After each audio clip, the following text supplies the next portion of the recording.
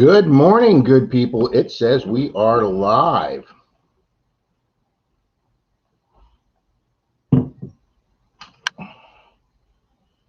Wow, look at all the people here. This is incredible. You think you guys were waiting for somebody or something? We got Robert from Las Vegas, Cynthia, Mark the Bird Hunter, and we got Marty Burstall, and we got Richard from Amphibious. Wow, guys.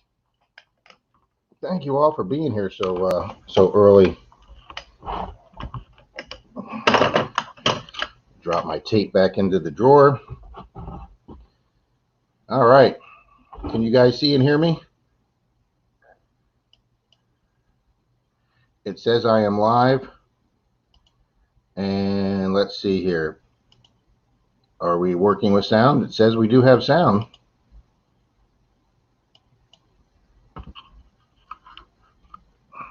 So it says people can hear me. I hope they can.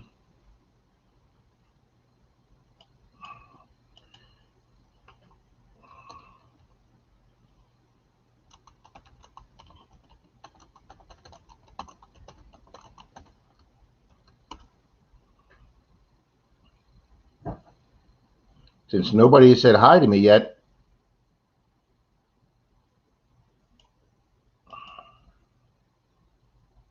Sound and video good. Thank you very much, Vegas. I'm starting to think I wasn't here. All right, let's pull myself up on the other channel or the other computer. There we are live.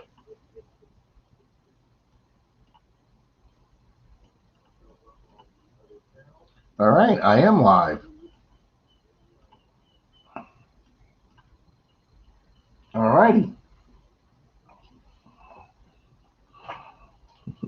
Yes, we see you, Bummer. Oh, you're a funny guy.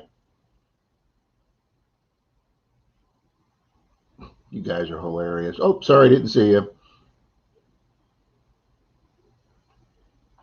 Oh, everybody's a comedian. Yeah, I even tried to improve my light today, guys. So hopefully we're a little better. We don't look like we're coming from a cave. I see the sunrise. No, it's risen over here, Marty. I don't know what time it is your way, but it's we were all involved in our morning pleasantries. I know you were. Everybody was saying hi to everybody except me. I was like, well, maybe I'm not here. Maybe it's telling I am, but maybe my camera's messed up. Maybe I'm a non-entity. Guys, I put a big pot of coffee on today. I put 8 cups on this morning. Good morning, Mr. Randy. I like your Mercury Head Dime thumbnail. I found one of them yesterday to add to my silver total for May. Good morning, Mr. Bill. How is everything in Mr. Bill's world this morning? And Mr. Dirt Troll and Troy, wow, is here at 9:05 a.m. That's impressive, people. Troy, thanks for that, taking me to that permission yesterday. It was a fun afternoon. And Mr. Greg doesn't usually come in and say anything, but he's sometime watching. So, Mr. Greg, if you're here, I would also like to say congratulations to you and your buddy. I believe it's Dave. So if you pop in, Greg, I will tell folks what you found. I won't do that unless you want me to. So I'm hearing myself on the other computer here. The sun is coming up and it's 54 degrees in the valley. Feels like winter around here. Thank goodness it's going to be 80 degrees later today. Wow, we had a 69-degree morning yesterday, and we were like thinking, yeah, these are going to be our last few days in the 60s in the morning, guys. This is our last hurrah of spring here before full summer sets in, because it was. My club president called me yesterday, and he's like, "Are you out digging?" I go, "Yeah, it's my first day. I'm back doing dirt digging since I've been back from Tallahassee with Charlie." And he goes, "Oh my God, it's so hot out there." I said, "Yeah, but it is. But I brought 3 shirts, and Troy got us a permission that's at least partly shaded. That's what you need to do in the summer. You need to find those old land permissions with the 200-year-old oak trees and stay underneath the shade of those oak trees." Troy brings a 3-gallon It's like an old oil jug that's got the little teeny spout on it that the water can come out, and we put that on the edge of his tailgate. Excuse me, and we put our head under that, and we stay cool. Yes, it was freaking hot yesterday, Richard. You're exactly right. And I saw somebody else come in here. Jim Steele, Mr. Jim Steele, good morning. I hope you are doing better every week, sir. And Mr. Joe Stack is here, or Joe Strack, excuse me, good morning. And Mr. Randolph, or Mr. Martin, Mr. Randolph Relic Recovery is here. Oh, Richard got a Merc yesterday too, good.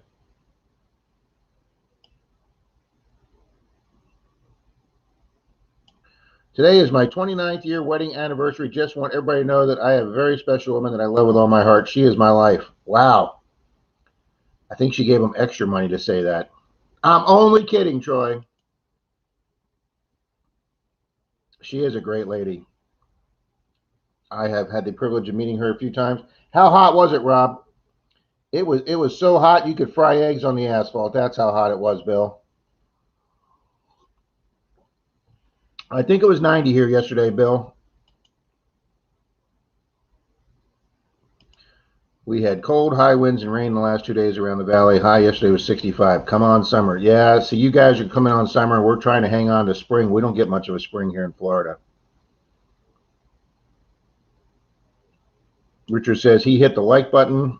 Last hole of the day. Well, that's good. That is too hot. You got that right, Bill. I'd like to be up in New England right now, or out there in Vegas with those 54-degree mornings. Denise would love a 54-degree morning. She does love 54-degree mornings. Predicted 95 here today. Yeah, see, it's May already, people. In May, we're already having 95-degree weather. That's just insane. All right, we got 15 people here with 7 likes. You people are slacking. Don't worry until you fry your eggs on your head. I fried my eggs this morning. I had breakfast this morning. I had to fix it myself. Denise is taking her dad to church. She's out. We're supposed to be 100 to 101 Tuesday, Wednesday, and Thursday. Yeah, Cynthia, Cynthia's just over the line in Georgia, guys. And it's usually about 10, 15 degrees cooler up there where she's at because Tallahassee was so nice, guys, last week with Charlie and I. So nice. Yep, hurricane season starts June 1st, Martin. You don't have to mention that. We're just going to pretend it's not here this year.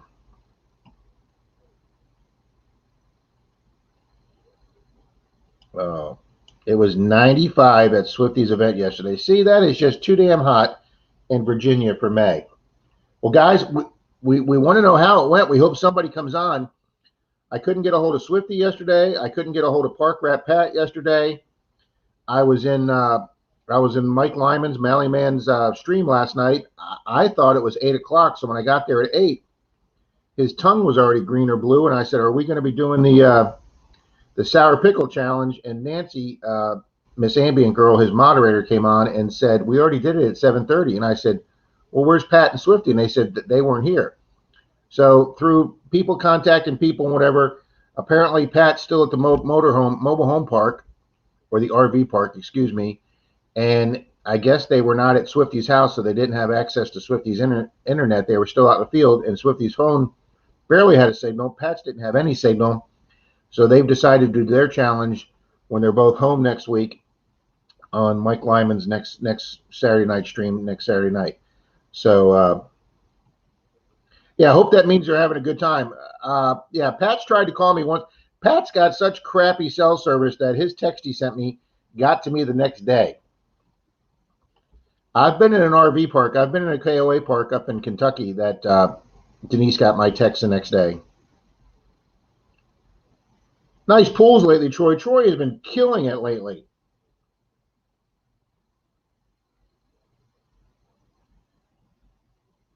Yep, no cell phone service. Randy, did you hunt with him yesterday? Yeah, see, there you go, Joe. Indiana, Northeast Indiana, mid-80s for the last week and dry. That's what you want right there. The whole pickle challenge lasted about 3 minutes. What a bunch of whips. I didn't do it. Denise said, "Why didn't you do it?" And I go, "You know why?" She goes, "Yeah, you don't like hot stuff." I go, "No, I do not."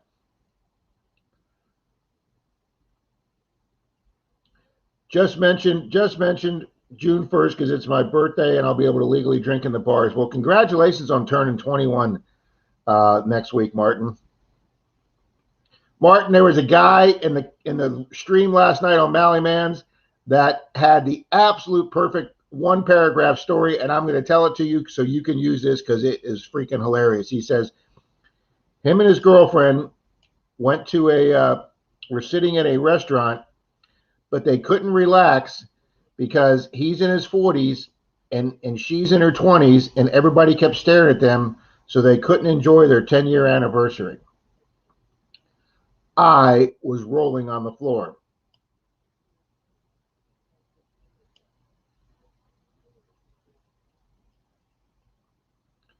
Rob, my wife and I are headed to the Art and Seafood Festival in Safety Harbor this morning. It's the start of a very fun and wonderful day. Troy, that sounds like a great day. Any day with art and seafood and walking around Safety Harbor or Dunedin is going to be a really good day. And I keep telling Denise, she and I need to get down to the new pier in St. Pete and go spend a day walking around the new pier because it looks absolutely gorgeous. Wow, service is like the U.S. mail. Yeah, Bill, that's bad. That is really bad. Where's the link, Rob? Well, good. Miss Deej wants to come on. Hold on, Deej.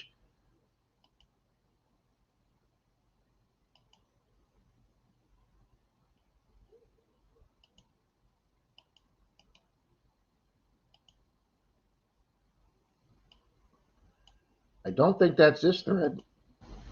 Yeah, it is. Is it? AGEZJM. Yep, that's this thread. Okay. There you go, Miss Deej. Oh, we only hunted a half a day, Richard, and it was hotter than hell. I pretty much hunted all day. I had $2 in clad and a weedy, and then the last hours is when I hit a spot and had a pretty good haul. Good deal. Yeah, we got a lot of clad yesterday. I think I got something like 57 coins yesterday, clad, just out of 1 yard and several curb strips I did in St. Pete yesterday with Troy. Guys, we want to welcome the first time she's been on my stream. Look at that. It's beautiful out there. I am at the Megalo hunt. They're getting everything set up in the barn for refreshments and that. It starts at noon. I'm sorry, what hunt is this? Megalo hunt. The Megalo hunt. It's my sponsor's hunt. Oh, cool. So, and then we've got the sponsor tent. See if I can aim this. Back there. The sponsor tent. I see the flags flying. So how's it going? I wasn't going to go live because I didn't want to. Why is it not? I'm not good at this. Can you tell? No. It's cutting me off for some reason. Should I go this way? There you go. Yeah, now that's better because you got me split screen here. So here is coming on, and it looks like your weather is going to be perfect. Here's Christine. She's been doing a ton of work getting ready for the event. Who is that? Christine. Hi, Christine. It's their property. Yep. Hello. So we got 10 acres of old farmlands, never been detected. Didn't you show him the videos of the battle pit? No. Well, no, I didn't do that yet. So that's I was saying, that's how you can put me in. So anyhow. Indeed, you're out where? It's an old farm in Fostoria, Michigan. In Michigan. We're parking on this part of the farm field over there. Can you see that? Yep. Okay. There's the old silo. Look at that massive willow. I'd be hunting around that silo. That willow tree is probably 15, 20 feet across. That is a huge tree. Yeah, it is massive. So here's Nick of Thin Blue Diggers is here. Hi. You guys are live on my live stream. There. And Scott and Dr. Dave over in that car just pulling in. So they're slowly trickling in. It doesn't start until noon. So, now, oh my God, look at these. Oh, Are you Hey. 9:16 a.m.? Mr. Keebler, look. I'm inside the tree. So, Now, Deej, is it also 9 a.m. there? 9:16, yes. Yep. Okay. Yep. So, but the house used to be here. Okay. And that used to be a chicken coop, and they made that into an emergency. If somebody were to get heat stroke or something, we can get them out of the hot weather, because it's a scorcher today already. So, but the house burned down twice on this property in over 100 years. So, wow. But the only detecting is in the farm fields, which have never been detected ever. Yeah, those are the kind you want to get, especially for a first-time event. Oh yeah, I gotta sit down in the shade. Woo. So it is first. We're gonna have the seeded hunt is on one side, on the plowed part that's not been planted, and then the bean field we're allowed to dig in. That is for natural, because whoever gets either the most tokens wins something, can win a detector, actually, a mine lab detector, and whoever has the best natural find out of the bean field can win something. Very nice. Lots of prizes, Very nice. Good morning, Mr. Dalton. This is Michigan Metal Detectives' big event of the year. 2 years ago, they had to cancel this event last year because of COVID. The year before, it was the Belle Isle hunt that we actually got permission to metal detect Belle Isle, a portion of it. So I don't know what that is, but Belle Isle is a historical island in the Detroit River. Oh, nice. So, and it's got a lot of historical buildings. It's got a beautiful fountain there and that. So, and a lot of people go there. They have a beach. They've got parks, all that on this island. Fantastic. So, but this is my sponsor's event of the year. Deal. So I just wanted to say hi. I figured that's great, Deej. I appreciate you stopping by. I didn't want to. I didn't. Your little section of the world. So I wondered when I was going to see you. Oh, size detecting is here. Hold on. Let me move. Come over here. I'm on FL Thunder's live stream. Oh, okay. There's size detecting. How you doing? Hey, guys. Morning. Follow them to park. I'll see you in a bit. That's a good idea, Richard. So, anyhow, I will let you go. Deej, you guys have a great time today. Okay, we will. We will. All it's going to be a blast. So I'll talk to you later. All right. Wow, that's awesome. Deej and her group are going to have a great time today. And guys, I have both Mr. Troy and Mr. Dalton in the stream at the same time. That very rarely happens. Hell, it's hard enough to get the three of us together to hunt, much less get the three of us together on the chat. One of these days, I'm going to get to hunt with you guys. You know, it's funny you say that, Richard. Dalton just moved out of Wesley Chapel. He used to live right near Wesley Chapel where you were with your grandkids. And then him and his wife moved. They are saving up for a house.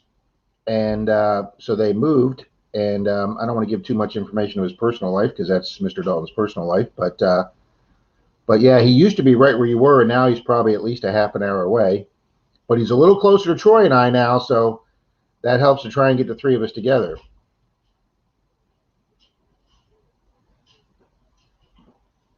Morning, guys. Morning. How was church? Should have went. I barely got up on time. I got up like at 8:38. Okay. I'm happy we're all here at 9 a.m. guys, and I'm actually showered and my hair's combed. So. We're gonna have to make eggs. Yeah, I ate half of them too. Yeah, Richard, just get together with Randolph Martin Randolph Relic Recovery. That guy can build anything too. You two should be able to create some kind of monstrous device. I didn't shut the door. I got it. I got more to get out. Mr. Charlie's here digging it back. my Tallahassee digging buddy. And him and I, we've been talking a lot this week, guys. We are ready to go back. There is such old ground up there. And we were talking about, we spent a day and a half in Mindy's yard, mainly because it was big and we were getting good finds out of it. And then Charlie talked to two neighbors across the street and got both of their permissions. One guy had 4 houses, so he told us we could do, well, I think he had 3 houses. He told us we could do all 3. So we never had to leave that street for the day. We never got back to the old ground park where I found the Silver Spoon. There was an old section with an old basketball court and really, really an old cement circle around it, like a little track. We knew that looked like 30s, 40s ground. We never got back there. The guys, there's so much old history up in Tallahassee. The hover around metal detecting version. You guys are hilarious. So Charlie and I want to get back to Tallahassee. Maybe Denise will go up in one weekend and spend some time with her girlfriend. I have friends. You have friends? Yes. I know you at least have one.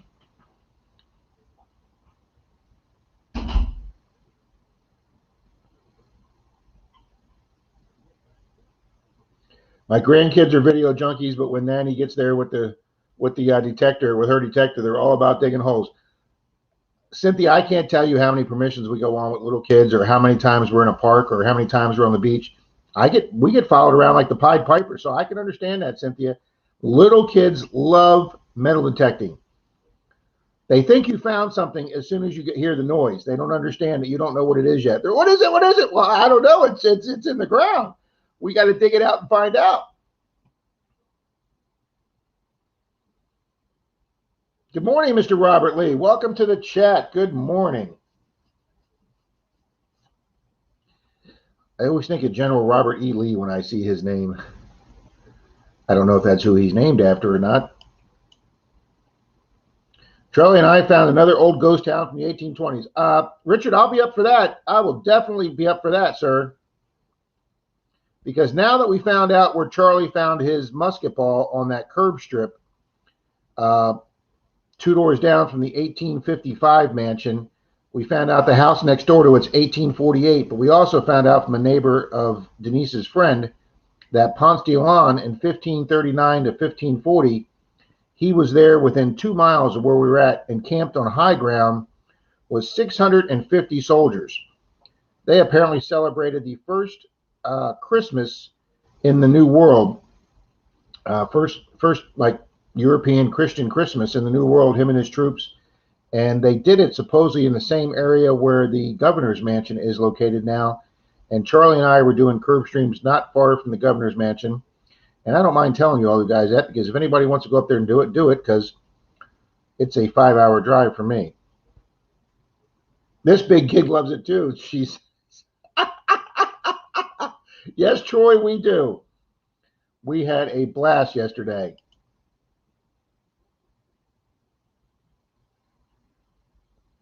Who did I say? It was actually DeSoto. Who did I say? Ponce de Leon? Yes, DeSoto. I'm sorry. Thank you, Charlie. Thank you for correcting me. Well, Cynthia, I hope you go over there with the grandkids, and I hope you pull a few coins out, and I hope you just absolutely amaze them over there. I still find it amazing, guys, every time a coin comes out of the ground. I've been doing this over 4 years now. And, I mean, obviously I'm not excited on digging zinc signals. But, how many people we got in here right now? 19 watching, 12 likes. Yep, we got a bunch of slackers in here. Here is why you dig your zinc penny, guys, which is with the Knox is a 19, 20, 21. That's your zinc penny signal on the Equinox, whether it's the 600 or the 800. And here is why you dig your zinc pennies. 2 Catholic. Hang on, I can't operate my hands right. Here we go. There we go. All right, let's do it this way, since this arm seems to be working better. No, it doesn't. But guys, we got this beautiful one with, there we go. Put some light on him, Rob. We got this one with Jesus on the front and a beautiful Christian cross on the back, and that is all in Latin. So I'm going to say that that's Catholic, since they were real big on using Latin. Guys, zinc penny signal. Beautiful old brass or copper. Hey, I'm glad I didn't knock us offline. So There you go, guys.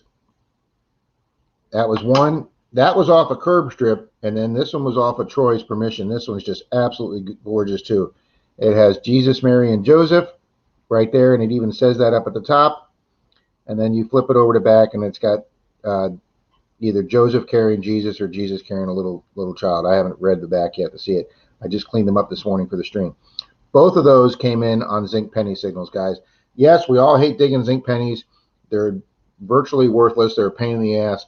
But guys, when you can find beautiful religious medallions like that on a zinc penny signal, and I have gotten silver rings on a zinc penny signal, dig your zinc penny signals.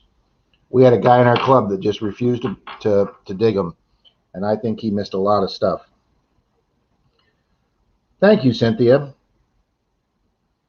They were fascinated when we found some Matchbox cars. Oh, nothing better than finding Matchbox. Metal detecting, the only thing better than sex. Well, Jim, you're a little older than me. I wouldn't go quite that far yet, but let's just say it's the funnest thing you can do with your clothes on.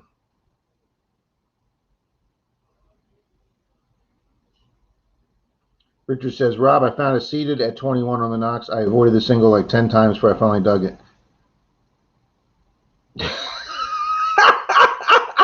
Jim, I'm not going to highlight that, but that's, yeah, I can understand that.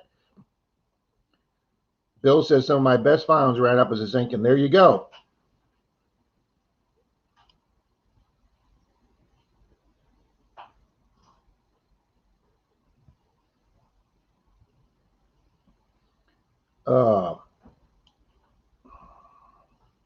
Good morning, Mr. Marlin. How are we doing, sir? I wasn't participating, but I was listening during Mally Man's second half of his stream yesterday. I saw you pop in and say hi.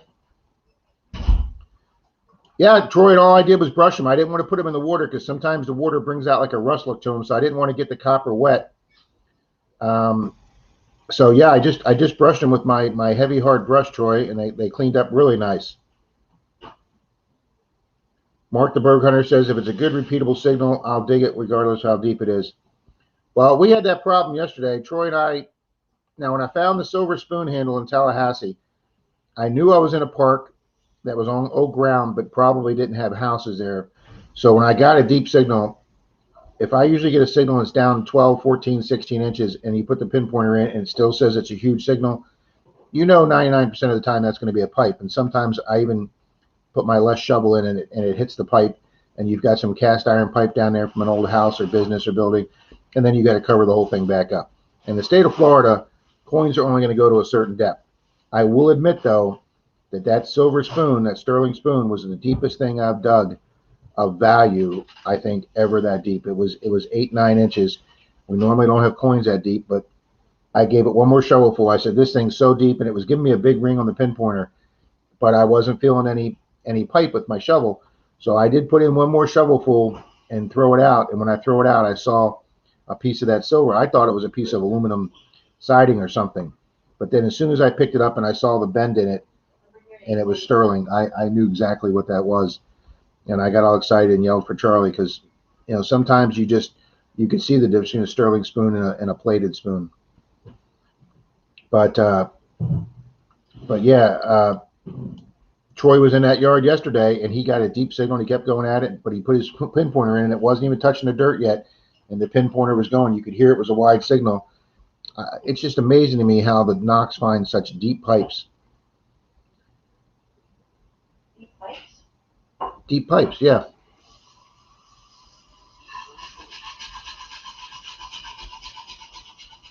What, you don't detect nude?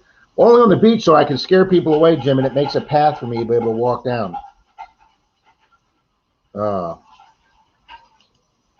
I'd like to thank Mr. Marlin for joining us this morning. It's a little early for him to be getting up.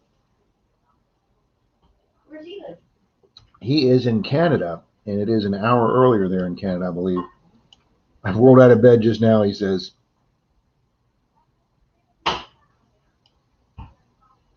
Oh. I know that's what you meant, Troy. I'm so used to your phone typos, Troy, that I just read right through them, buddy.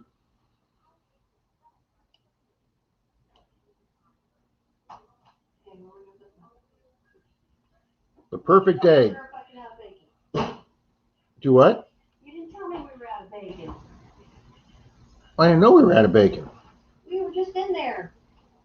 You just heated up bacon. Yes, but there's several slices left in there, and I didn't know you didn't have any more in the house. Getting yelled at in my own stream. Perfect day. Detecting and celebrating each find was. I couldn't do that, Jim. I'm not that young anymore. Good morning, Mr. Greg. Yankee Down South Adventures, our Florida hunt host and organizer. He is here. Miss Cincy is a trooper, Jim. She'd hunt with you. So many here in the chat. Wow, we have 20 now. And wow, we're up to 15 likes. You folks are actually catching up.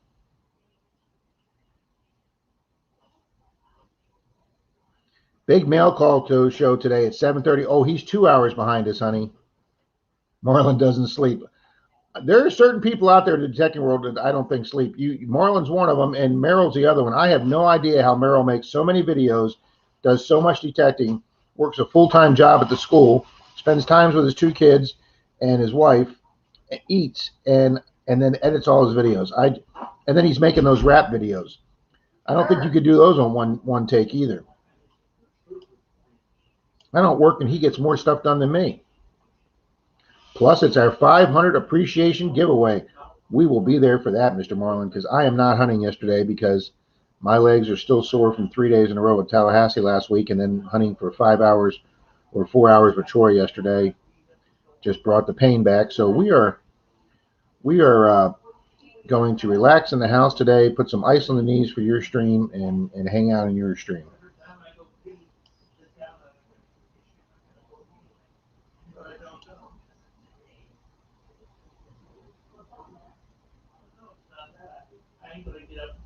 Rob's in trouble, ate all the bacon.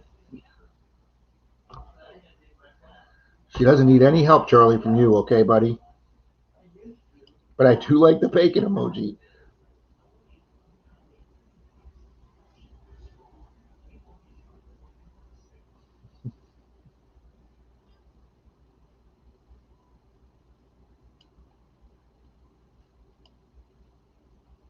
There you go, Troy. Thank you very much. That bumped it up.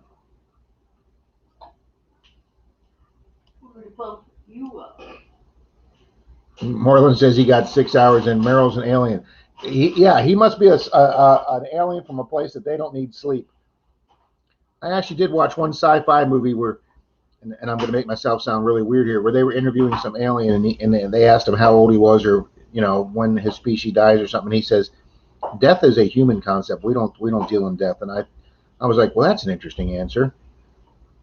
We do call Rob the Baconator now. They're all making fun of me because I got yelled at in my own stream.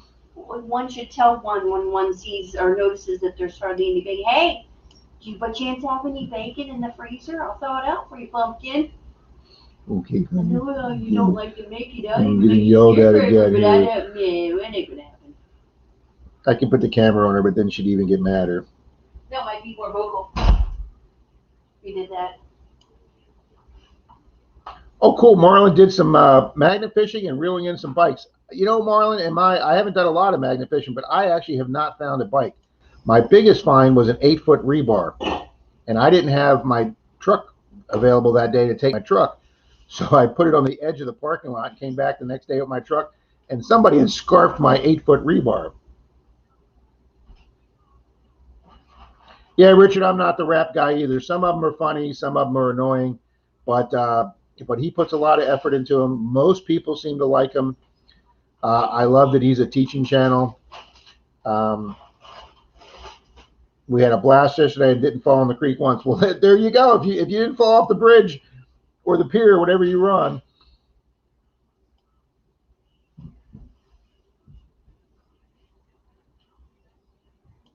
Randy, I hope you and Shane had a really good day.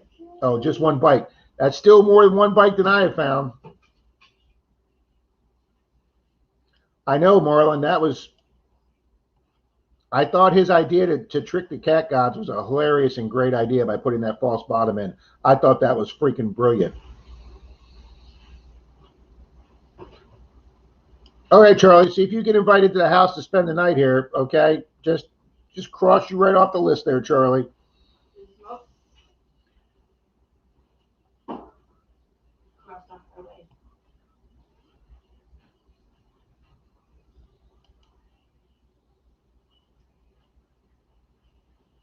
I can't. Uh-oh. Metal detecting with Randy's here. Well, he's trying to be here. There he is. There's the bearded wonder. How are you, buddy? I am good. Yep, hold Your on. sound is just a little low. How's that? That's a little better. I'm going to kick Okay. mine up a little bit too. Yeah, so mine's So, up. you guys were at Swifty's event yesterday? Yeah, and it went really well. So Shane and I went. Almost all the diggers show up? Yeah, everybody showed up.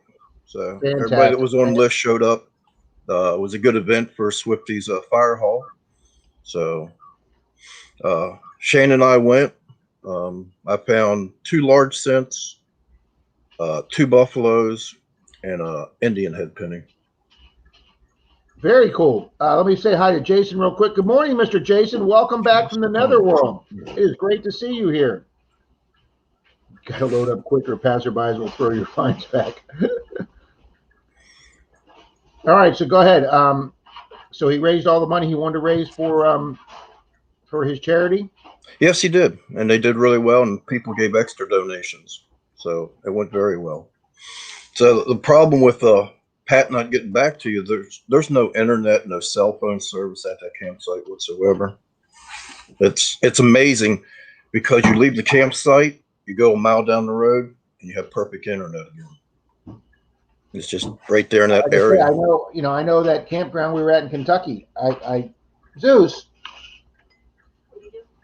he's pawing at the ground after he goes to the bathroom, and then he's ready to knock my computer off. Yeah, the KOA had such a crappy thing that if I wanted to talk to Denise on my iPad or laptop, I had to go sit in the laundry room where the router was, because 10 feet past that you couldn't use it. That's something. But, no, I asked in the chat earlier, but I don't think Cynthia's seen it. Cynthia got a new Knox 800.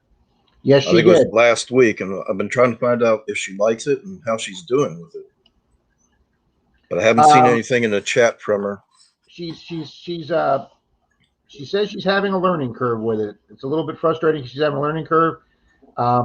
Trust me, Cynthia, my learning curve was 6-8 months. I hope you're faster at it than me.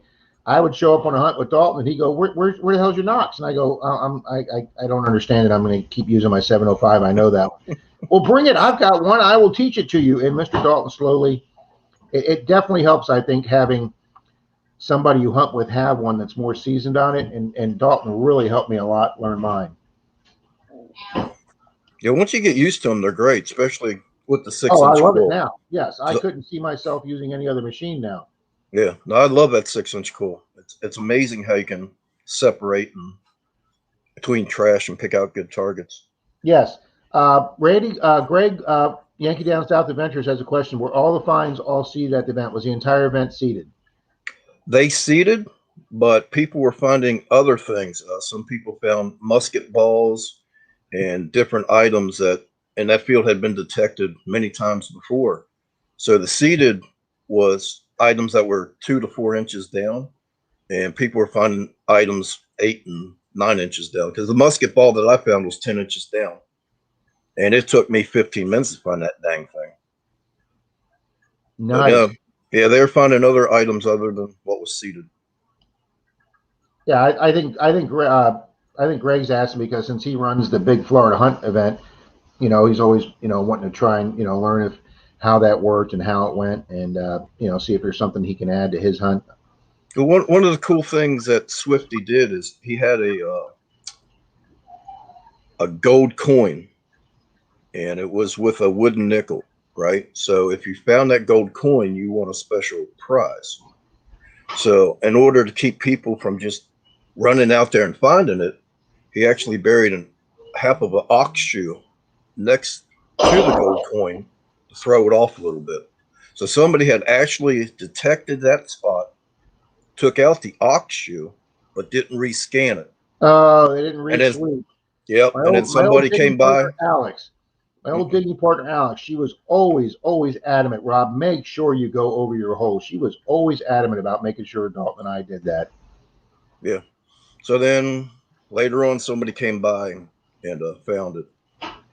But Swifty said there was like 3 or 4 people that swung over and evidently heard the ox chew and just kept going. Yeah, Jason's saying he's doing really well. His hand is better. I talked to him on the phone about a week or two ago.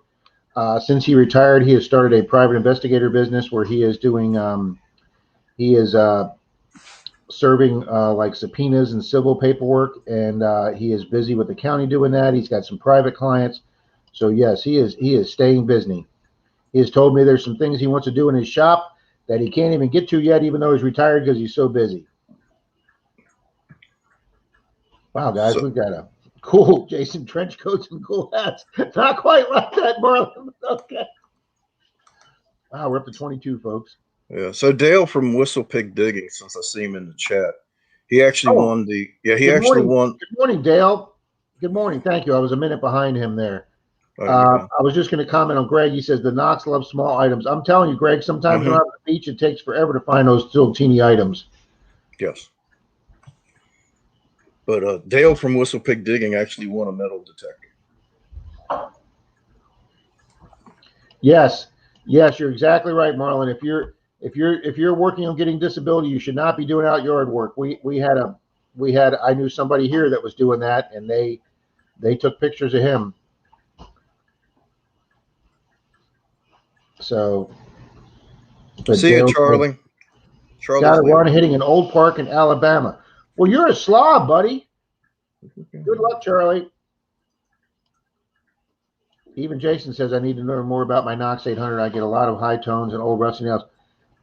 Jason, we got numerous 24s and 25s yesterday in a 1920s yard that Troy and I thought were perfect coin signals, and they turned out to be a rusty nail.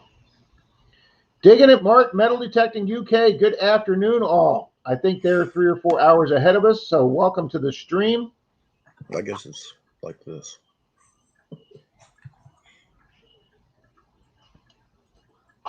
Good morning. Yeah, he says hi to Rob and Randy. I don't even know if he's still on, Richard.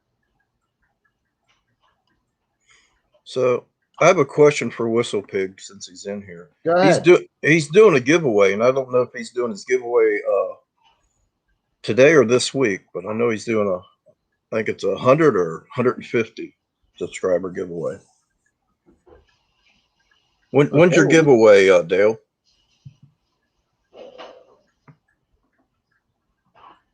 Let's see if he comes on and tells us.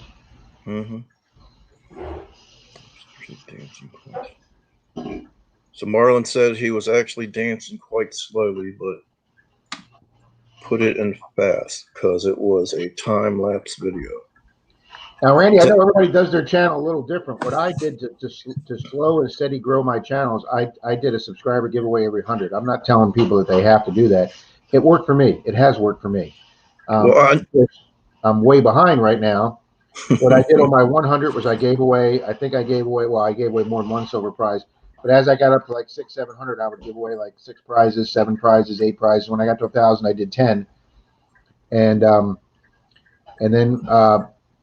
then I gave away, instead of 1 prize was silver, I gave away the 9 or the 10 metal detecting accessories. I gave away a pair of headphones. I gave away a digging knife. I gave away a pouch, a really nice pouch. So Vegas, nice. Learning the Knox, found a monster ring a few days ago. The Knox, I still use my bounty hunter Landstar. It is a gold and silver hunter. Hey, that's okay, Robert.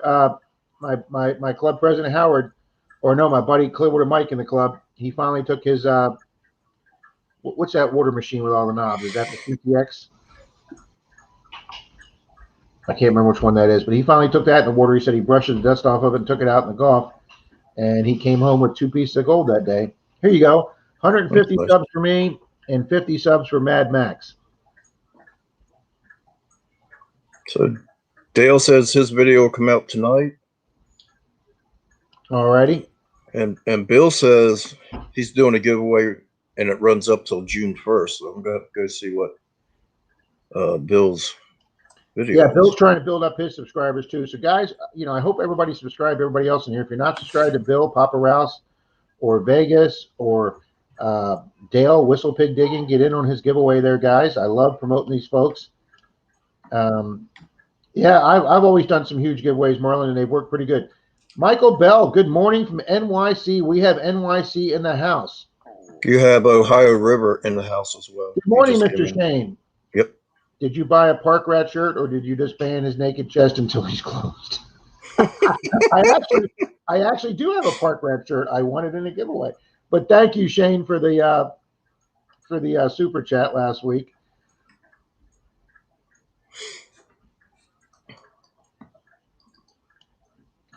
Jason says, I haven't scratched the surface as to what the machine is capable of. I'm telling you, Jason, on these curb strips here in St. Pete, it's just amazing what the Knox has been finding. Like I say, for the 5 or 10 people that were not in here 15 minutes ago, guys, I got both these yesterday out hunting with Troy. Here's a good shot of them, guys. Both of these rang in as zinc penny signals 2021 on the Knox. But they said they weren't deep, so I could just flip the tip of the shovel in. Troy was standing here when I dug this one on the curb strip, and then this one came off Troy's permission. First time I've ever gotten 2 religious medallions in one hunt. So, boom. Came in on the Knox on a zinc penny signal. Thank you, Marlon. He posted Whistle Pigs. I believe it's his probably video for the giveaway. There you go. Thank you, Marlon. Marlon's the man. Hey, guys, Shane's daughter, Alex, she has a channel called It's in the Blood, and what that basically means is sports. She loves sports. She loves football, baseball, and she does live streams, guys, covering different sports items like the draft or the upcoming mini camp, spring train mini camp. So It's in the Blood. Look for her channel. She has fun live streams. She's extremely knowledgeable in sports. She makes me look bad. There you go. Meryl put up Whistle Pig's channel. Thank you, Shane. And Meryl just put up for Bill's channel. Thank you, Bill. I really enjoyed finding them. Good morning, Silver Wrench. Good morning.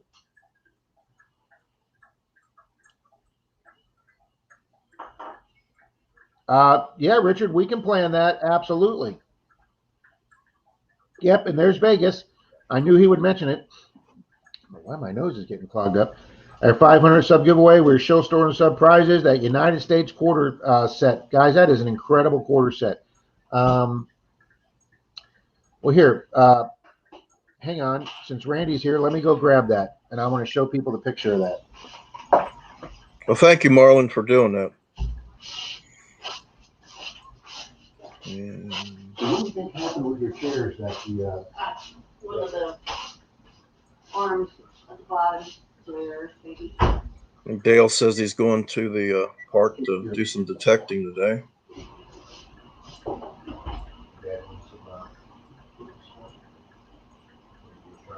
Now I'm going to do, I got to do my video for the giveaway today for my 200 subscribers. So I want to thank everybody that's in the chat that has subscribed to my channel. I truly appreciate it.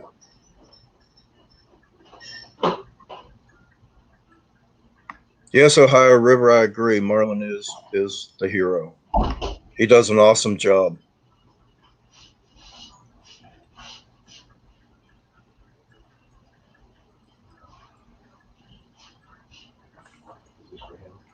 Thank you, Marlon. I appreciate that, brother. No, it's for Athena. Give them a stick.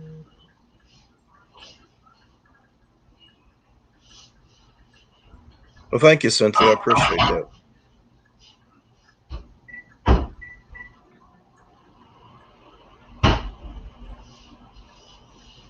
Where did it go? No.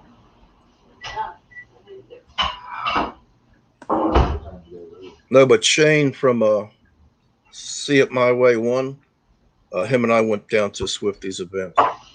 and we had a lot of fun. And Shane actually found a half dime. So, and a few other things, but it was a lot of fun. A lot of people showed up.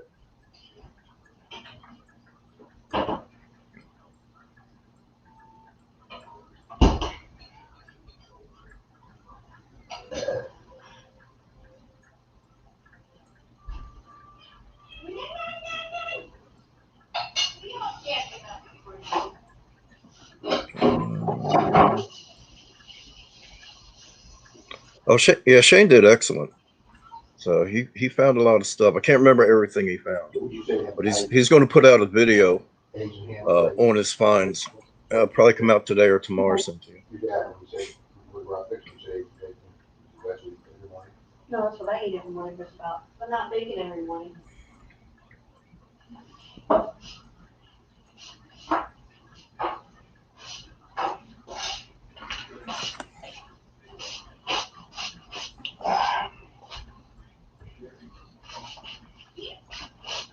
Oh, thank you, Mr. Randy. Oh, you're welcome. You're better at this than I am.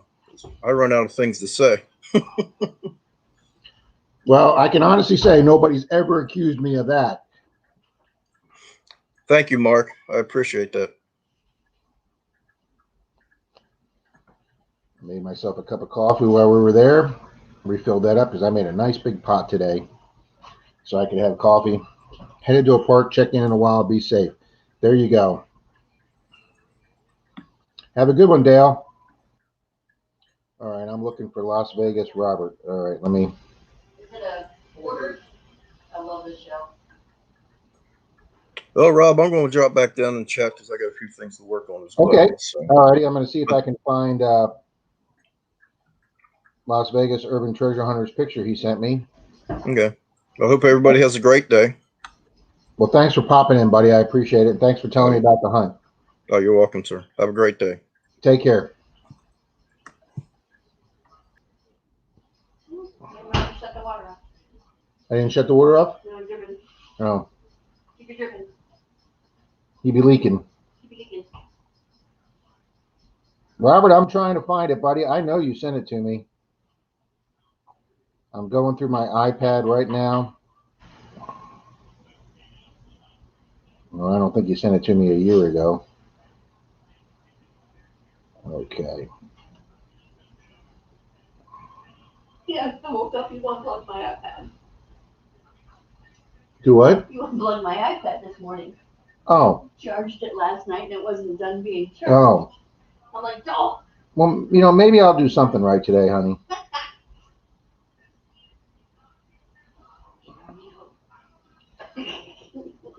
Do what? We can only hope, but hope's a four-letter word. Oh, wow, we can only hope. Wow, it's getting cold in here. I'll have to try and find it, guys, when I get another co-host. But I'll see if I can find it, Robert, and put the picture of that beautiful quarter set up. Tail. What's tail? Inside tail. Yeah, Jason, maybe you can come down. I could go up and we can meet Richard in the middle. I don't know how far that is for you, but I'm thinking it might be a 4 or 5 hour drive for both of us. Mr. Shane is here. Good morning. Oh, I didn't know if they meant the other Shane. We have two Shanes. There you go, Richard. Good deal. Marlon is my hero.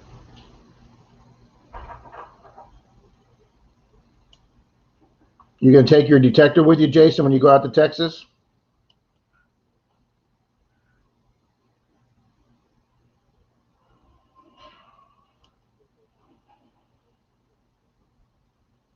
Thank you, Mark. Bill appreciates that.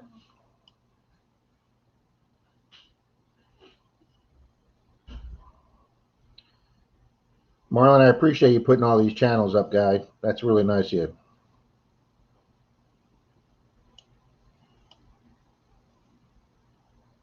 Oh, he just got a Knox. Okay.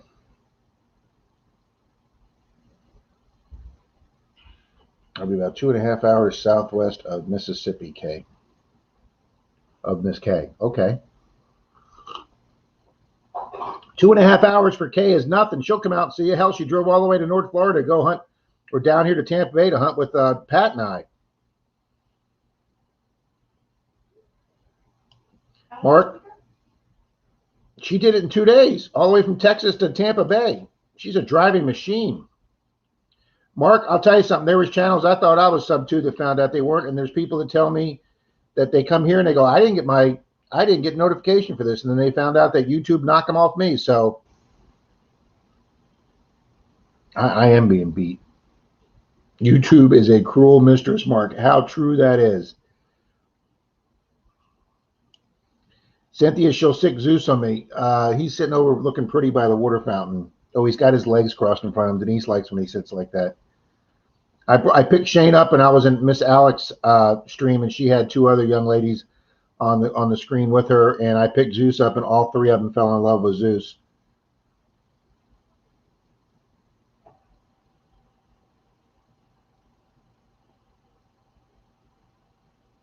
Elson did. Zeus only picks on Athena. Yeah, that's only. Yeah, he doesn't pick on me. Cynthia says, I play merry hell trying to keep up watching it. Yeah, but you do a great job, Cynthia. I don't know how you do it, but you and Kay are out there commenting on almost everybody's video.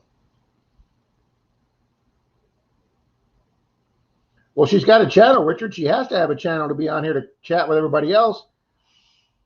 She hasn't published anything yet. She needs to put out the video that she needs to put her Knox unboxing on that Tommy did for her. She needs to put that on her own channel. I thought she did. Tommy put it on for her.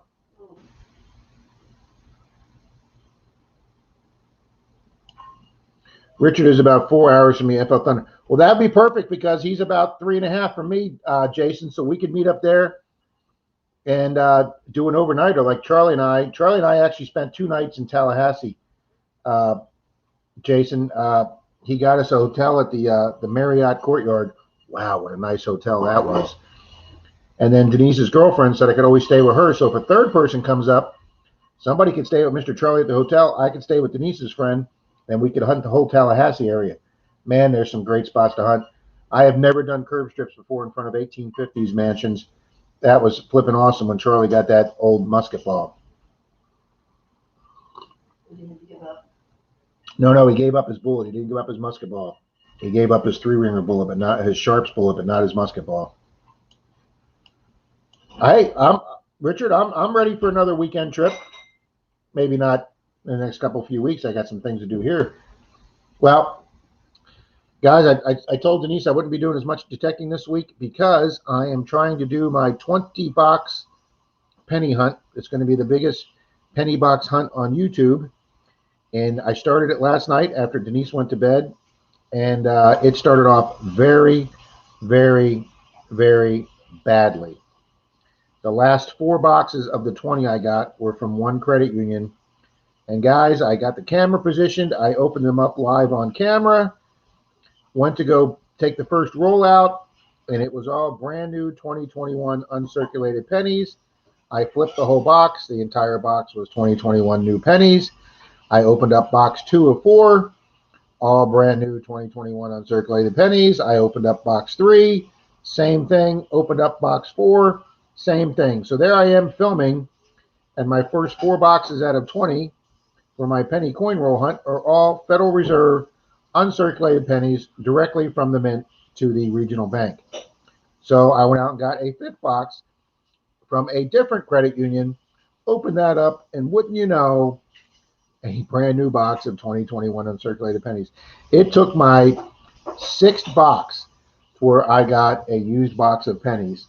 And then I took right off and got a bunch of Wheaties, a bunch of Canadians, S pennies, you know, exactly what I'm looking for. So those first 5 boxes will be taken back and exchanged for used pennies. Shane, See It My Way 1 is here this morning. Good morning.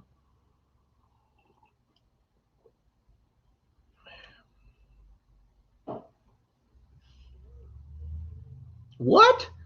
Don't want to go spend a weekend with the guys? Well, then we're just going to have to come up and see you, or you can bring the family like you were going to do in Orlando, because we are still waiting for that great home-cooked Southern meal from your wife.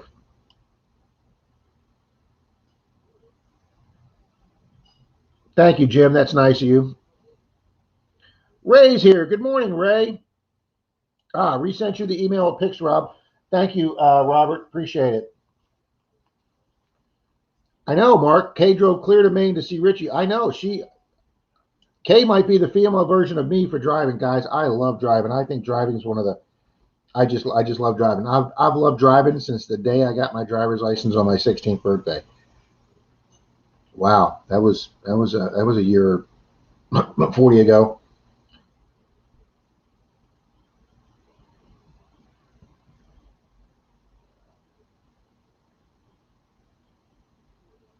Okay, there's the ones with his t-shirts.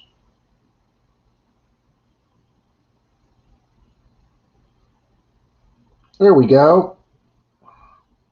You sent it to me twice just to make sure I got it.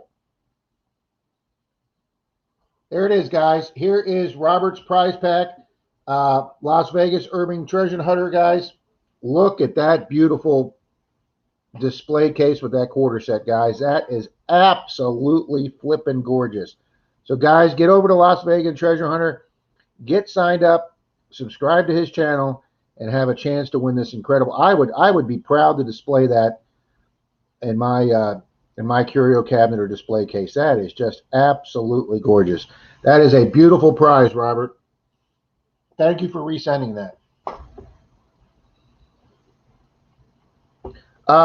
Richard, when I was texting Troy and Dalton pictures of Charlie's sharps and his 3-ringer and his musket ball and my first fired 3-ringer and Indian head penny and the silver spoon handle and all the other old stuff, 1800s, maybe even earlier, that we got from Tallahassee, Troy and Dalton said, oh, we need a road trip to Tallahassee. And Charlie was like, bring them up here. We didn't touch any. We had all these places we were going to go, and we were finding so many finds on the places we were already at that we didn't go to any other places. And Charlie and I are like, all right, we got to make sure we get back here and hit them again because there's so much old ground here. We actually ran out of light. That last Merc dime I found in front of the 1855 mansion, it was so dark. Charlie had to turn on his Google Light phone just so we could see what year the Merc was.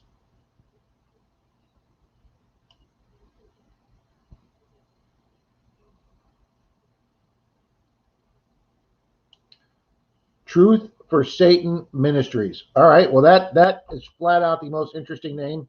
Good morning to the chat.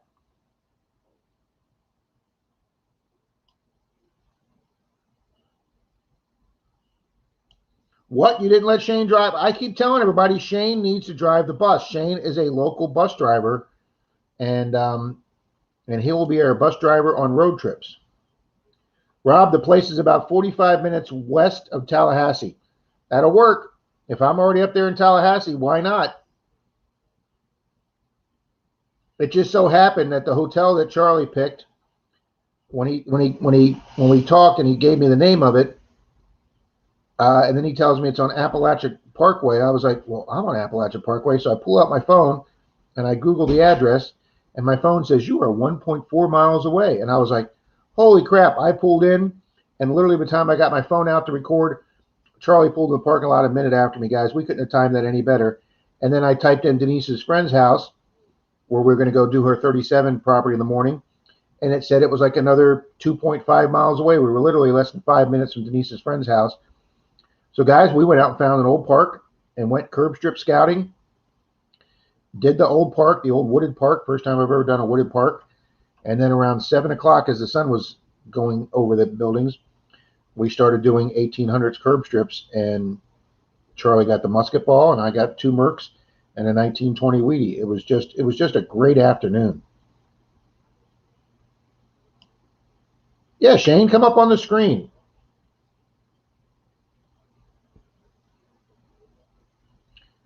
Truth for Satan. Jason's actually doing pretty good. Detecting Smith, he's asking, how are you? Mr. Jason's doing pretty good. Post the link, Rob. Rob can do that. There we go. Link posted.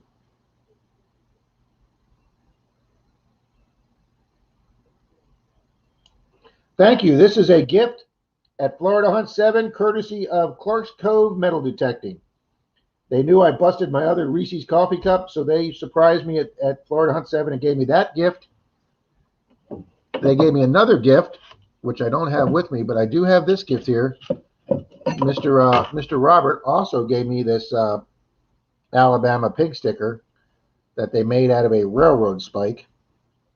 Guys, this is one cool knife, and it is sharp as hell too, which means I shouldn't be playing with it because Rob has a tendency to injure himself.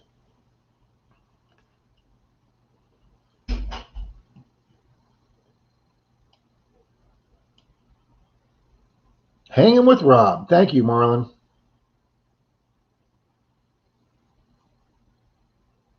What we should do is anyone with an RV can set up on our 10 acres. I have a 42-foot fifth wheel, and it sleeps 8. Well, that is freaking awesome, Richard, if you guys can all handle my snoring. Charlie and I drowned each other out snoring, so that worked out real well. Southwest Florida Treasure Detecting is in the house. Shane says it was a blast. He had an amazing time.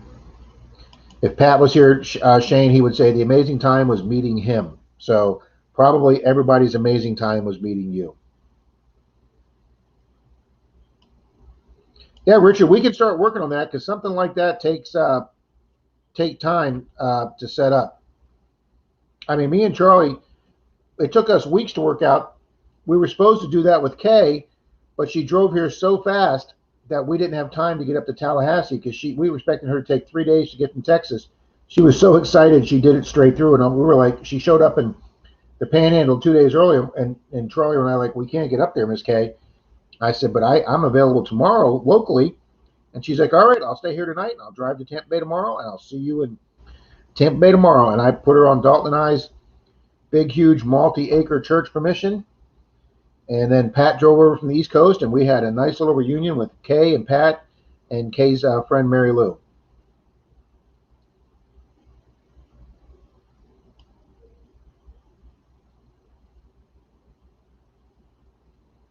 Yeah, Shane, come on the stream, Shane.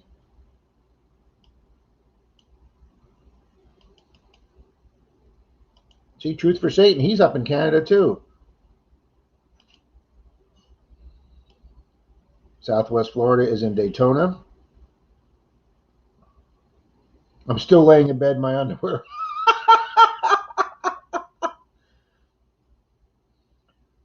That's okay, Shane.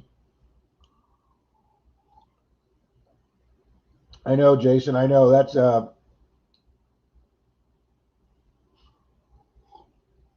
I love driving, Marlon. Absolutely love driving. The last time we went out to the Midwest, Marlon, to go see my sister in Kansas City. Obviously, Denise works full time, so she didn't have the time that I did. So Denise flew out. I left a day early to drive, and then Denise and she was going to spend a long weekend with me at my sister's, and then I was going to stay up there for a week or two. And that's the day that I got hit. I got hit on the interstate by the semi and crashed into the retaining wall and totaled my car and started a year and a half of well, it was just a pain in the ass for a year and a half. But I do love driving, Marlon. I won't drive next to a semi now. And if one pulls next to me in a lane, I will change lanes or get out of its way because I'm very uncomfortable around semis now. I know they're very professional drivers. This guy just made a mistake. He didn't see me in the center lane next to him, and he changed lanes into me and caught me at the back corner, and it flipped me around on the interstate. But I was happy my seatbelt did its job. I walked away from it with just a couple, what do you call it, vertebrae or discs expanded, or I forget the word they use. But anyway, can't be as bad as Pat. You got that right, Bill.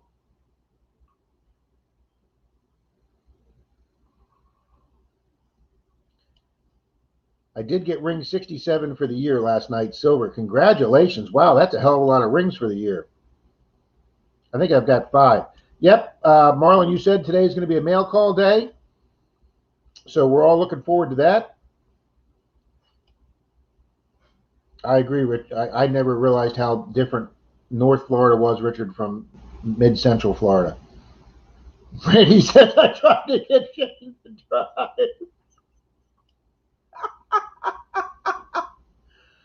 Dirty Money Metal Detecting. Good morning, treasure hunters. Welcome to the channel. Another good metal detecting channel name. Oh my God, Jason, I cannot tell people enough. I cannot reiterate enough how great of a guy Charlie is. Charlie is one of the nicest guys in the world. Well, you guys that watch my video of day 2 of Tallahassee, day 3 will be out after Marlon's stream today. When he found that old Chinese coin in the guy's yard, when Charlie got the permission, he told the guy he would show him everything and he could have whatever he wanted if he did.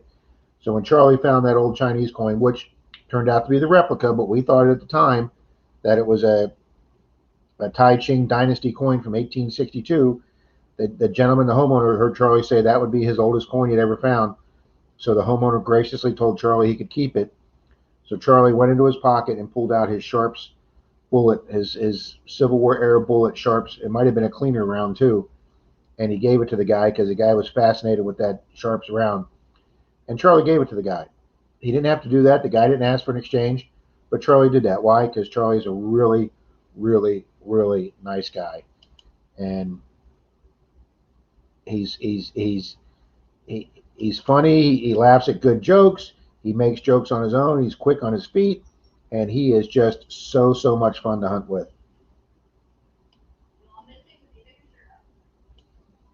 Yep, and he even took his shirt off in the Zoom Wednesday night. Sean Webb here from Wyomama, Florida, my favorite city town to say. Sold some of my gold on OfferUp this morning. Tallahassee trip sounds awesome. Thank you, Sean. I've never done anything on OfferUp. I think Denise has, but I haven't. Wow, Mayor Videos is right there with the address for Dirty Money's page. Randy's gonna bug you, Shane, till you come up. Oh, and Kay was there too. That is awesome. Wow, that woman loves to drive.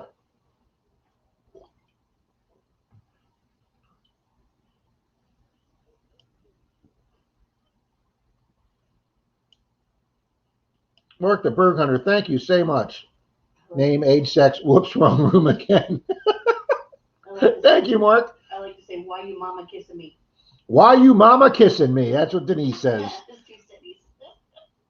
Oh yeah, Kissimmee. So why you mama kissing me? But a lot of people do pronounce that kissing me. We've got cool names here in Florida. We got Frostproof. We have Christmas. They get a lot of holiday. I don't think we're internationally known though, D. Here we are.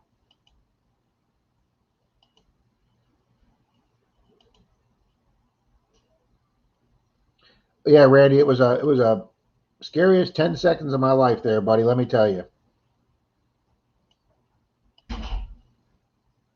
Diggins here. Welcome, Diggin. Wow, we got everybody here this morning. We're still holding near 20.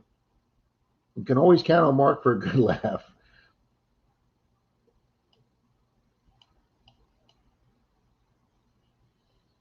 Wow, and we actually have caught up with the likes. Thank you, folks. Thank you very, very much. I hope everybody's gone over to Las Vegas Urban Treasure Hunters page and signed up. Make sure they're registered and that they're subscribers and get in on his that beautiful giveaway he's doing. It's good to see some people here this morning. Yeah, we had to cut this short last week. Now, we did this Wednesday night, like Randy was talking about earlier. Pat was in that RV park that had zero signal for internet, and he also had zero signal on his phone. And even when he was with Swifty, Swifty's phone was going in and out of coverage. So Pat could not do his Wednesday night Zoom. So I real quick grabbed up and got onto my laptop here, and he's just hanging out with me. And excuse me, I thought I would just hold the fort down until Pat was able to get on, and then finally, through other people in the chat, they were telling me that that Pat had notified them that they had no internet. So we basically did Pat's Wednesday night Zoom meeting, on YouTube, and almost all the same people in Zoom were there, plus some of the regular crowd from here was there too. So it was a fun Wednesday night, guys. We had a blast. B. Higgles is here. Welcome. I met B. Higgles through another live stream. So welcome to the stream here this morning. I'm going to Mama's. You're on your own for coffee. I'm on my own for coffee. I was on my own for breakfast. What's going on around here? Lunch going on. It is going to hell in a handbasket. It was, Cynthia. It was a fun meeting Wednesday.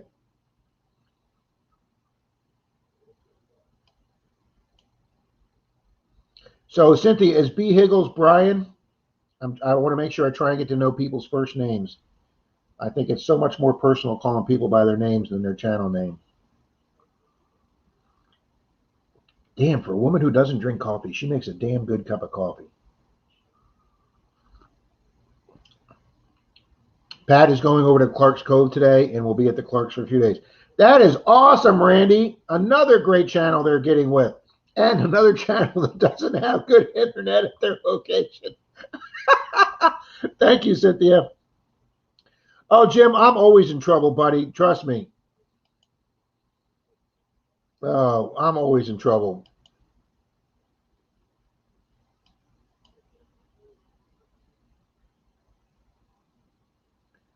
I do more apologizing than people trying to get into the pearly gates, let me tell you.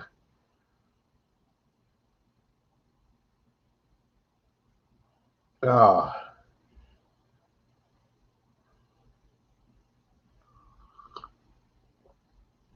It was good having Randy on this morning. He gave us a lot of information about the Swifty hunt, as Rob drools. It is so great that Swifty took the time to organize that for his local fire department and raise money for them, I believe, for equipment. You know, guys, during COVID, I did the fundraiser for Feeding America last year. Shaved my head. So many of you donated. I said if I raised $100, we'd shave the head, and a channel immediately sent me in $100 to make me get my head shaved. That they knew that we would meet the minimum. And guys, we raised over $700 last, not this last January, but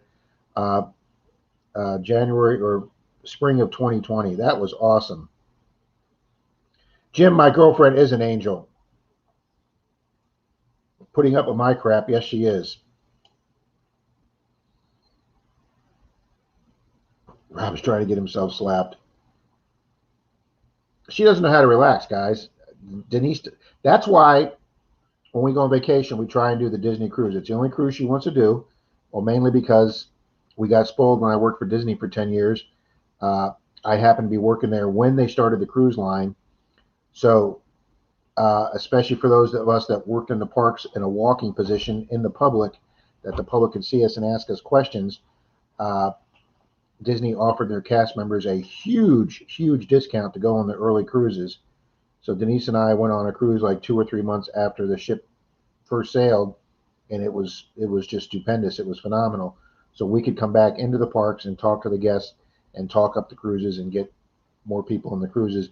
And within a few months, when I took my family on the cruise, the ships were much more full, and they've just taken off from there. And now Disney is releasing, I believe, its fourth ship coming either late this summer or early next spring, which is going to be massive. So she loves the cruise, and since she doesn't know how to relax, you can't see it because I have my vinyl cover on it, but that is a brand new dining room table that came in yesterday. She spent the day putting that together, putting all the chairs together while I was out detecting. And she's out mowing the neighbor's yard right now. She just doesn't know how to relax. So that's why we go on Disney cruises, because they don't let her do anything on the ship, and she has to relax. No, I have not yet, Cynthia. We are planning the trip probably in the next 2 months. As a matter of fact, Cynthia, I took them out of my metal detecting tub. I cleaned out my metal detecting tub, the big tub I carry in the back of the car with all my accessories. I took those out yesterday, and I'm going to put them or have Denise put them someplace that we know where they are. And we have to we belong to the Disney Vacation Club also, which is Disney's version of a timeshare.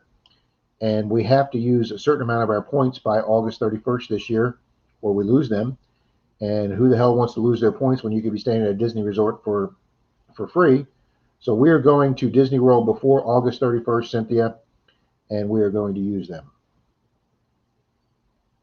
My wife and I spent a month detecting Florida last winter. It was so much fun. Oh, please let us know if you do that again. Someday I want to come to Florida to detect with you guys and eat at the Swamp Order Cafe. Bill, the Swamp Order Cafe sounds freaking awesome. This is the state where we have restaurants that have the motto of warm beer and lousy food, and there's never an empty car space in the parking lot. Thank you, Cynthia.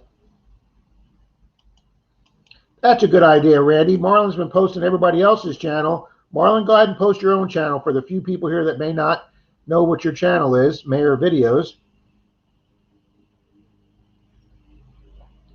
That doesn't sound like she's doing the neighbor's yard. She's doing her backyard. I think she's part Energizer Bunny.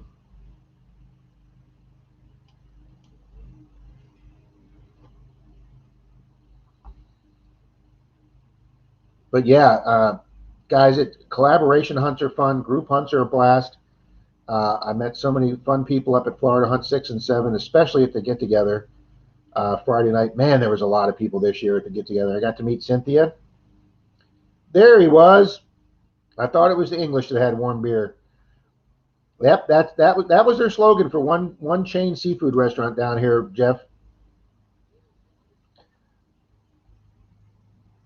Mr. Grony Boys, the Grony Boys are in the house.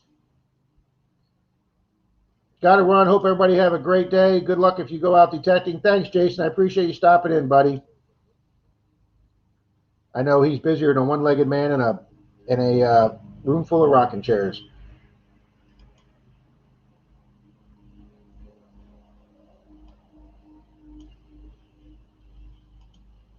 I'm learning to ignore the subscriber count, LOL.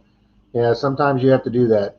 But folks, if you're not subscribed to B. Higgles, get over there and subscribe to Mr. Brian.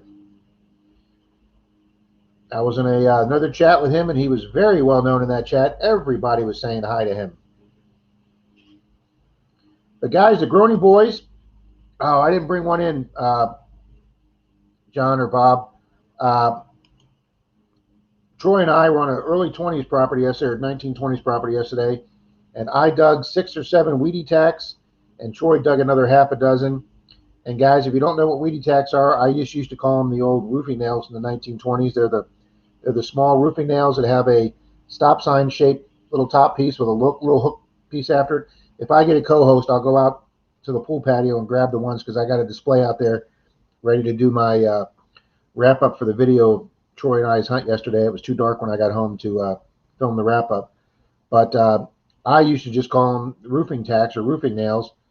And the Grony Boys nicknamed them weedy tacks because they ring up exactly like a weedy. And like I say, every one I got yesterday, I thought it was a weedy.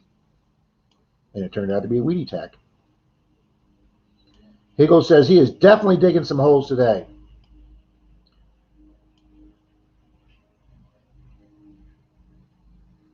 Noob, but did get promoted from rookie. Hey, Noob's a step up from rookie.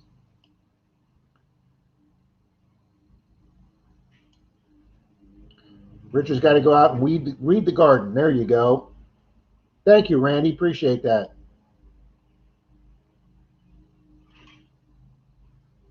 Well, B. Higgles, you can't be, Brian, you maybe not be an expert in 2 months, but we all know a guy who's the world's best beach metal detectorist after less than a year.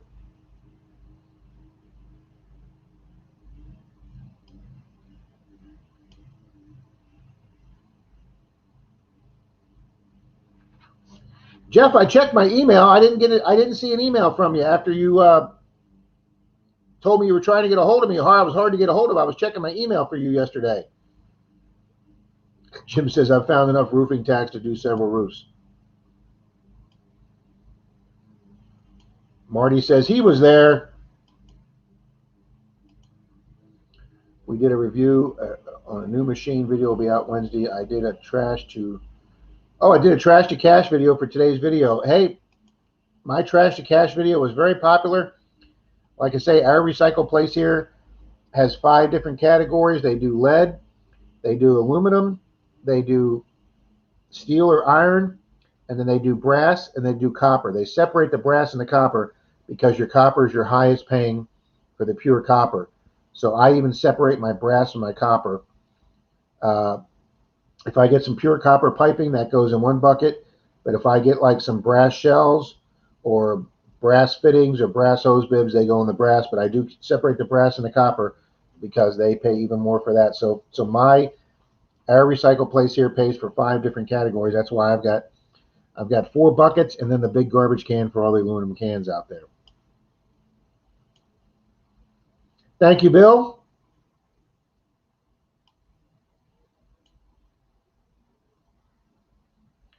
Wow, Dirty Money. How close are you to Nathan from Montana? What's Nathan's channel's name? Was it Relic Hunting Montana?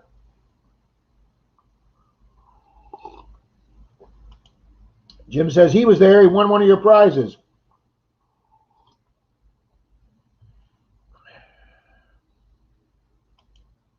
There you go, Jeff, another subscriber there.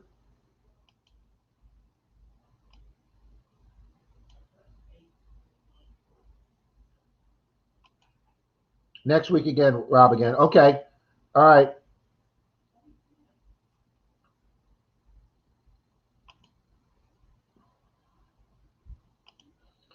Ryan's getting the love here this morning. Bill says I was there for about 10 seconds and my internet dropped. No, not yours, Bill.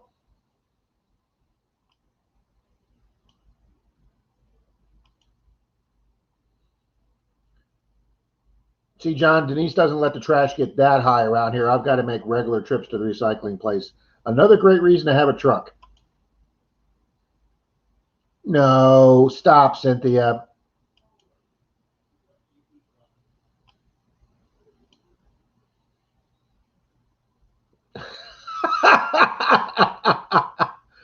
Yeah, Platinum's doing pretty good too, guys. I have not sold many of my finds. I know there's a lot of people that have found hundreds and hundreds of rings over the years and have never sold one. Guys, I happen to have the only girlfriend in the world who is not enamored with jewelry. And I found that platinum ring up on the Gainesville trip coming back from Florida Hunt 7. And I asked her if she wanted it or to have it resized, and she said no. And I thought, you know, with platinum as high as it is, why just throw that in my ring case with all my other rings? And guys, I sold my platinum ring. I took it to 2 places. One place offered me $100 more than the other place, and they got my ring. But see, they had a jeweler on staff that could buff out the dents in it that I think somebody hit with shovels while they were digging, like in a garden. And oh,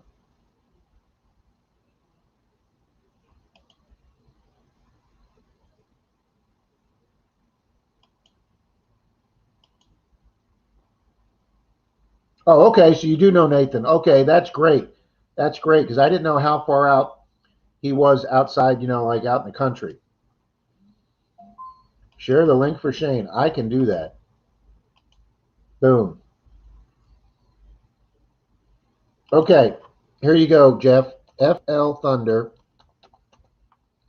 at me.com. That is my email, guys. That is the email that Robert from Las Vegas just sent me those pictures of his beautiful prize packet. Dog is my co-pilot. I knew it. How the hell could I forget that? Thank you, Bill. Nathan's one of my earliest. I bet he was one of my first 20 subscribers, guys. I got it, Cynthia. I got it. Everybody's yelling at me. I got it. I'm a little slow on the uptakes here, folks.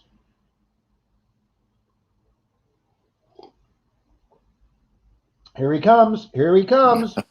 There he is. Hello, everybody. Nice flag behind you, Shane. That is Oh. super nice.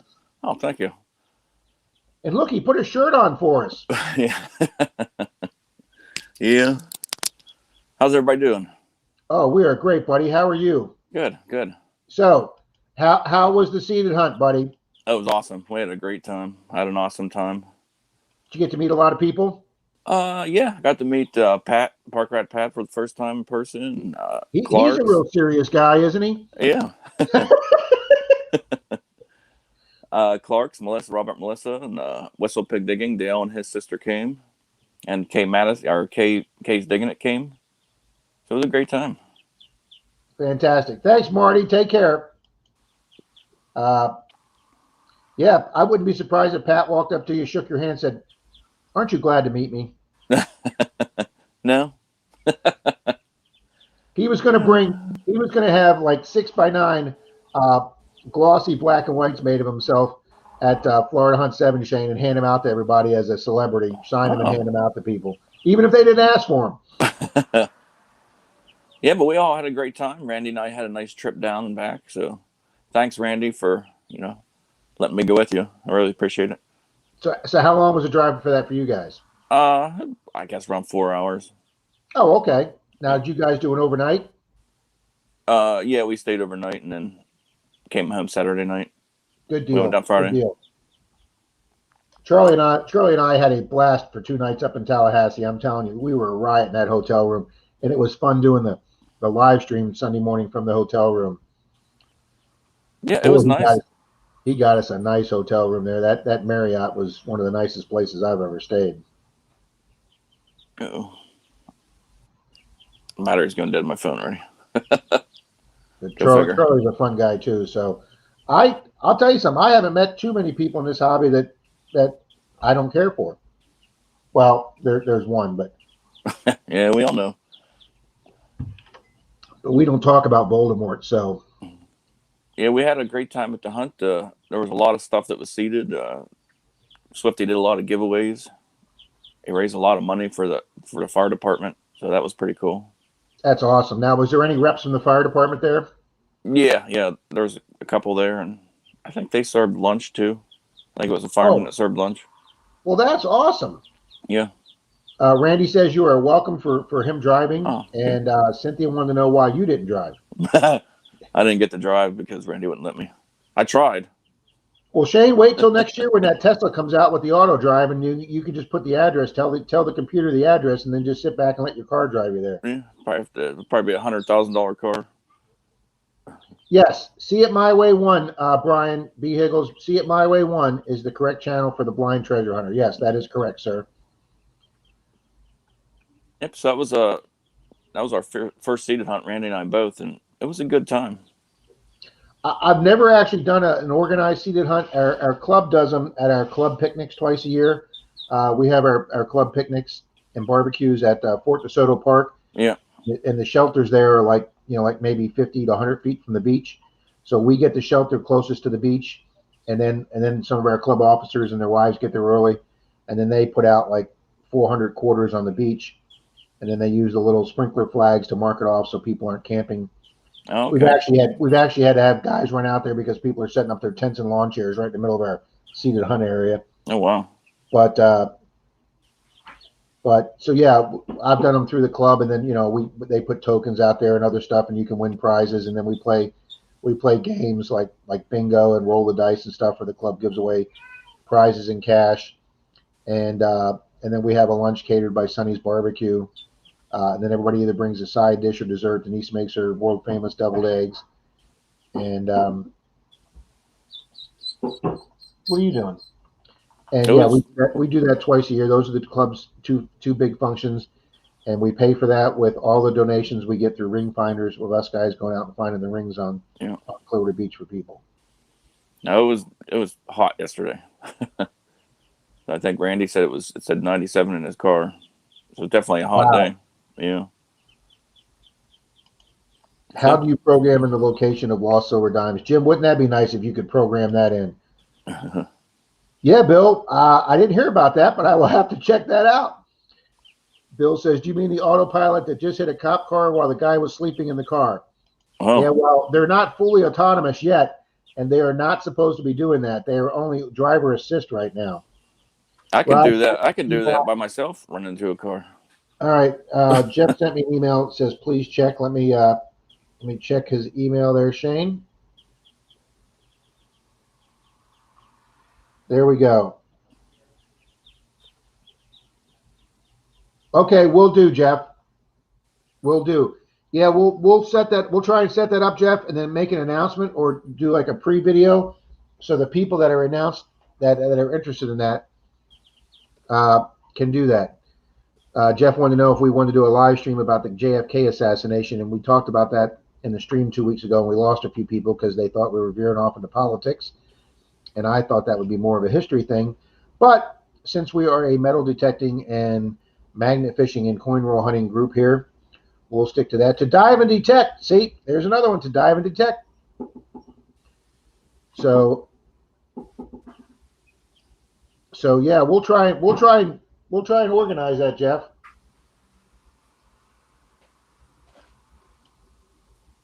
NorCal Detecting's here. To dive and detect's here. We got a couple new people in. This is great.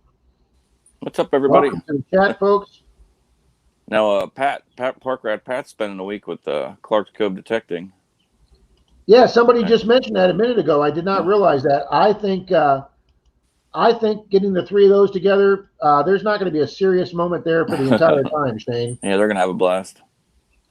Jeff Marlin just left to get ready to go have some breakfast and get ready for his stream. He's doing a big mail call on his stream this morning, so he was here actually bright and early, Jeff. He got up a little early, and he came in and he put everybody's channels up. That was really nice of him. But he just left, Jeff, just before you came in to go get ready for his stream. Yeah, thank you, Cynthia. Do I have Cynthia? I need to make Cynthia a moderator. I don't know why there's not a wrench next to hers. Rob, I hate to cut this short, but I got to get going. But thanks for having me in here for a couple minutes. You betcha, buddy. Thanks for coming up. Appreciate you putting a shirt on and getting out of bed for me. Yeah. Yep. Well, I'm glad you had a really good time, buddy, and I'm glad you got to meet some other guys.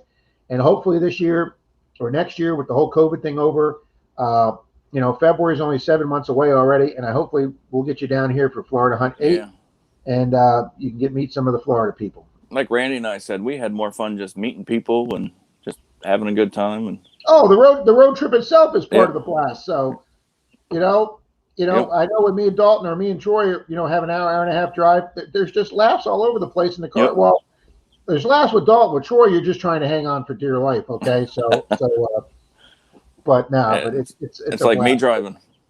Yeah, but like with you driving, it was fun while it lasted, right? Yeah, absolutely. All righty, buddy. I appreciate you coming in this morning. All right, see you, everybody. All right. And I got to figure out how to get off here.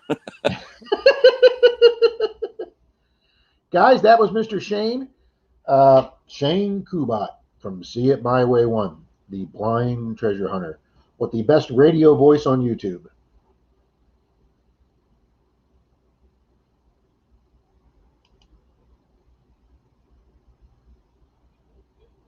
All right, I missed where that segue was there, Jim.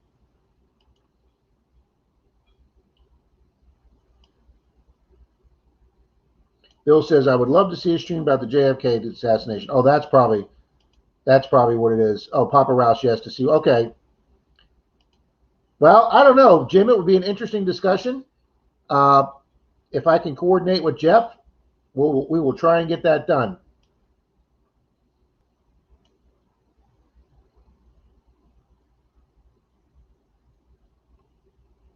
Oh, about JFK. Yeah, I figured it out, Jim. I was a little slow on the uptake there, buddy. Another Menardo moment. Well, guys, I'm happy. I finally got my lighting situation looked up to where it doesn't look like I'm either in a cave or having shadows from the side. So Bill says I will be doing a video or a live stream later, doing a mail call. Just don't know if it will be taped or live. Just let us know, Bill, and we will try and be there.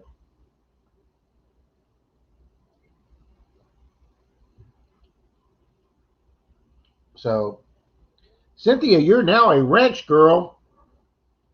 Oh, that's what you guys are saying. She looks good in blue. See, duh, Rob. You got to keep up with this, Rob. It's fast around here. I should do a mail call myself today. You know what? Speaking of mail calls, if I get another co-host in here, I'll go over to my metal detecting shelf and get out the cool stuff that Nick Haas sent me. Nick sent me some cool stuff. He had heard me talking about how much I enjoy finding canning jar lids, and Nick sent me some of those. And he also heard me say that I've never found three-ringer bullets outside of the Fort DeSoto that we hunt. That we, how do I say this politely? That we nicely give all the fines back to the fort. Well, actually, we're required to give all the fines back to the fort, but that's fine. You know that going in. You're on national fort ground, historic. So the fort allows our club to detect Fort DeSoto twice a year, and then all the relics and coins, because I found a 1901 Indian head out there, got donated to the fort. The county just paid for a shadow box that is going up. They had it built. I've seen a picture of it. It looks great. And when they get it hung on the wall, our club is going to go and meet with the park supervisor that's in charge of all the relics we found over the years. And our club is going to build the display case up and fill in all the relics. And then they will have a brass plaque on there that all of it has been found on site by our local metal detecting club.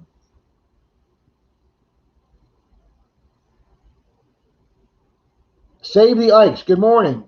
Another cool thumbnail. What? What do you want? What do you want? Huh? Is nobody petting you? I know. I know. Okay. Life is rough here, isn't it, buddy? Of course, now life is good. I know. I know. Life is good. All right. Get him rough up and he starts biting you. There you go. All right, Kitty, I can't spend the entire stream petting you. People will. So welcome, NorCal. Welcome, Save the Ikes. That's funny, Jeff. I don't think Cynthia would ever do that. She's here. She would just block the trolls. Hey, we haven't had any trolls this morning. I shouldn't say that. I did find my first cap gun, well, parts of one on Friday. Woohoo, bucket lister. Isn't that great, B. Higgles, about this hobby?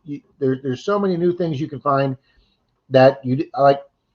Like I had no idea that I was going to find a three-ringer up there, a fired three-ringer up there at. Hang on, I got to remember. I got to see where Denise put my stuff. It's another thing girlfriends and wives do is they move shit on you.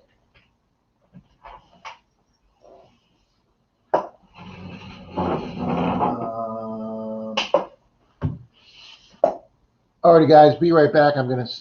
Oh nope, I know where it's at. She did move it. I will take that back.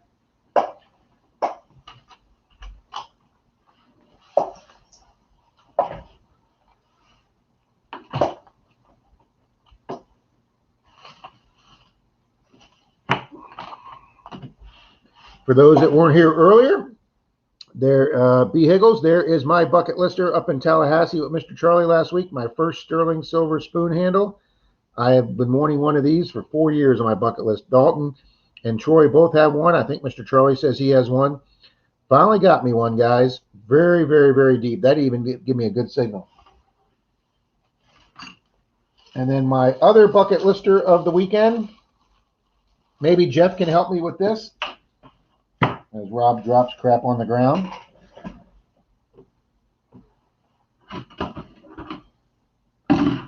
Oh, it was a weedy tack. Here it is. Jeff, you could tell me if you think that looks like a fired Civil War era bullet to you. You can see the mushroom out of the white lead. And there is the back end of it. That thing smacks something hard. This is my first fired Civil War era bullet, guys, I've ever found. I found this on the trip up to Tallahassee, too, with Mr. Charlie. And for those of you guys wondering what we were talking about with the Weedy tax, I don't even have to go outside. I have a whole bag full of them here. Here are the Weedy tax, guys. These are roofing nails from the 1920s, 30s, teens era that were used for the shingles. They hooked in underneath. They went in and hooked underneath of it. About 1 of every 20 of these has writing on it, so it has the manufacturer on it. But these are what we've referred to as the Grony boys named these the Weedy tacks, and they did that because since these are made of copper, they sound exactly like a wheat penny in the hole. So I'm saving this for my my fines for the fines table for the meeting tomorrow night.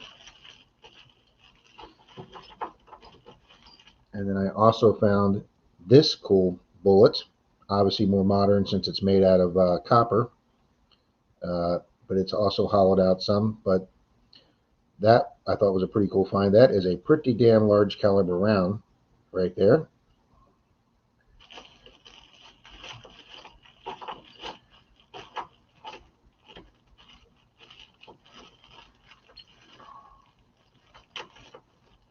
And that's about it out of that bag.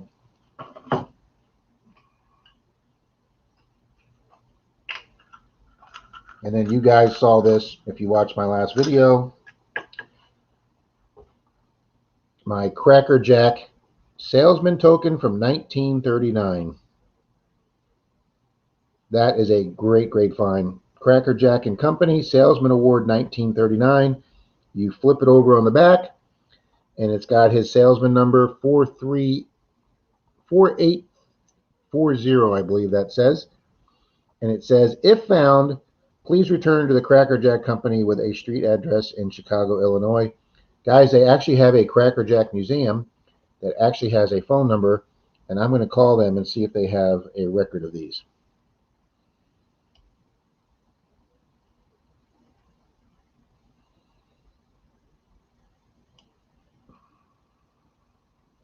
Pew, pew, pew. Oh, Lincoln Central. Well, that's why the Save the Ikes. See, that didn't even hit me, buddy. And I know I'm behind on my chat here. I start telling stories and I get behind on the chat, guys. No wonder the thumbnail looked the same. Randy's got to take off. Happy Kitty.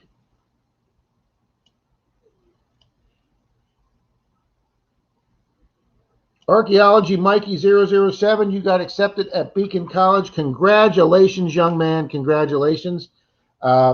I know you were talking about that the last time you popped in, that you were getting ready. So congratulations. All kind of positive news in the stream this morning.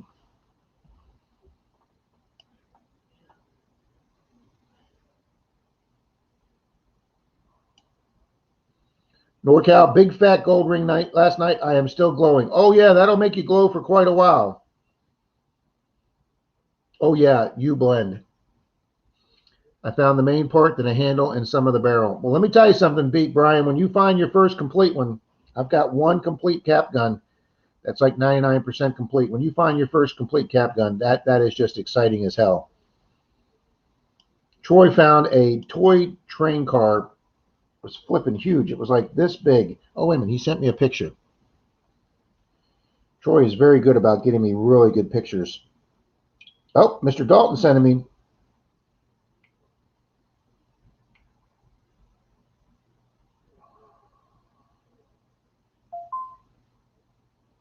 Oh, that was Dalton telling Troy his train is awesome. Guys, look at this train car that Troy found yesterday. That is just flipping awesome. It's his biggest toy car or train car he ever found. And it says made in USA on the side, and it says T4 inside. But it doesn't say Midge car. It doesn't say Tootsie. But that is a huge train car. It's the biggest toy of that thing. Troy found that in the yard of a 1920s house yesterday. My first three ringer was found in Fort Sumter, New Mexico. I didn't know there was another Fort Sumter besides South Carolina. Blocked from finding trash, I would not get a signal all day.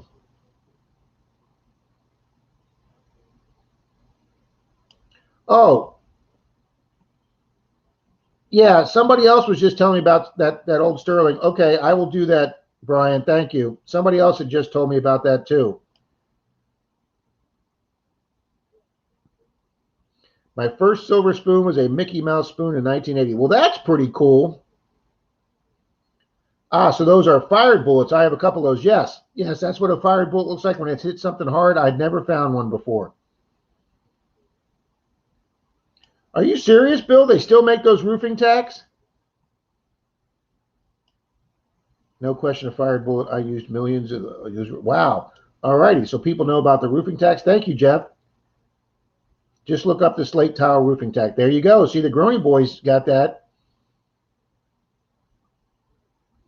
Mikey, no, I have not. And I want to really, really, really bad. His question, guys, is have I tried mudlarking? No, but I am hoping sometime in 2021, and if not this year, definitely next year when my finances improve. I want to get up to see Merrill and the guys up in New York City, Merrill Lou, their buddy Rob Kress, and the whole group that they go out and hunt with.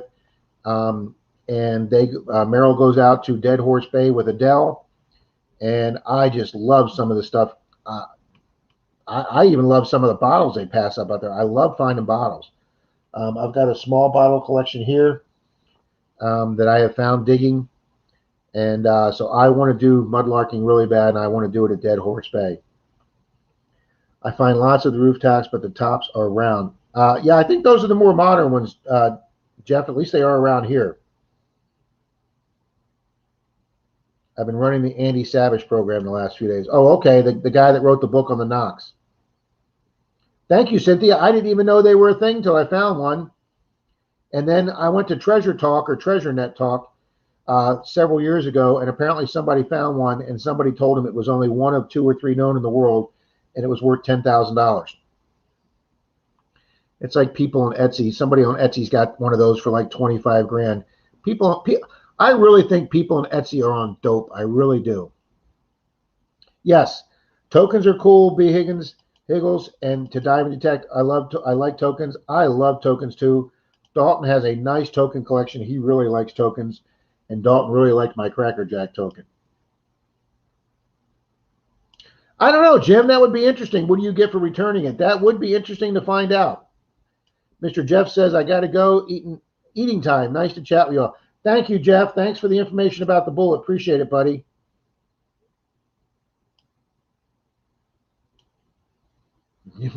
NorCal says, I found a Bordello token with 98 on it, or with 69 on it. What the hell am I talking about? 69 on it. I want a toy car so bad. That's surprising you don't have one. They're pretty common find around here. I bet mine is a Tex. Oh yeah, you got the Tex and the Tex Junior. Those are the pretty big cap guns, Brian. Oh, they were made great. He has about 12 matchboxes so far.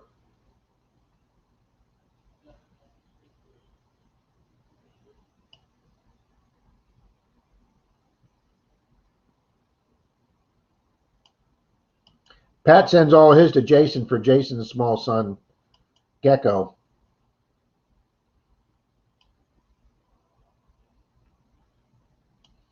Home to Billy the Kid, Fort Sumter, New Mexico. Thank you, Wygolds. Thank you. Welcome to the chat. Mr. Roberts here from Wygold Adventures. B. Higgles, I even found a Matchbox Blue Angels plane. I've actually found 2 or 3 planes in my detecting time. I think those are even cooler to find than cars. I tried metal detecting at my Nana's 36 house, but only found mostly trash. You know, sometimes you get on a property that you think is just going to be, Dalton and I have gotten a property that we've been waiting a year to finally get. We finally get it. Dalton had one where the guy says, well, I don't know, call me back in 6 months. Dalton went home, put it on his calendar, called the day of the 6 months, talked the guy into it. We waited till the guy mowed the field where the house used to be. Dalton and I were so excited. It was almost an hour away. We drove out there, and we didn't find crap. I don't know. I don't even know if we found a Wheatie. I think I got one toy car that was kind of modern. But, I mean, we waited 6 months to do that. that property where they tore the house down. And some days are just like that.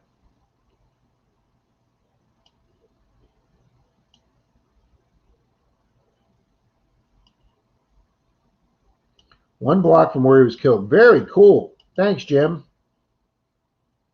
Cynthia says you better swing by and get me. Cynthia, if you want to go mudlarking, I'd love to pick you up.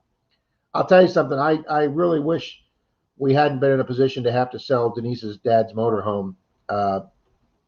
It had some damage. It got one corner of the front cab over, got a leak in it, and it was in storage, and we didn't really pay attention to it, and the leak came all the way to the inside, and that upper sleep berth, it did a lot of damage there, to where somebody that can take the time, put it under coverage, and rebuild that whole corner could get a nice motorhome. But we wound up selling it, mainly because one of the neighbors reported us having it parked in the neighbor's driveway. And in our subdivision, they're supposed to be, you can't have them further out than the front edge of your house. Like, you can put it in your side yard as long as the front of the motorhome doesn't come past the front of there. But we couldn't get it in between the two neighbors' houses. It was too big. So one of the neighbors reported it, and the county came out and slapped a ordinance violation sign, giving us 30 days to move it. So, and then when you start paying $120 a month for a motorhome you don't use, that shit adds up fast. But yeah, I wish we just would have had a free place to store the motorhome. Cynthia, I'd still be working on getting it fixed up.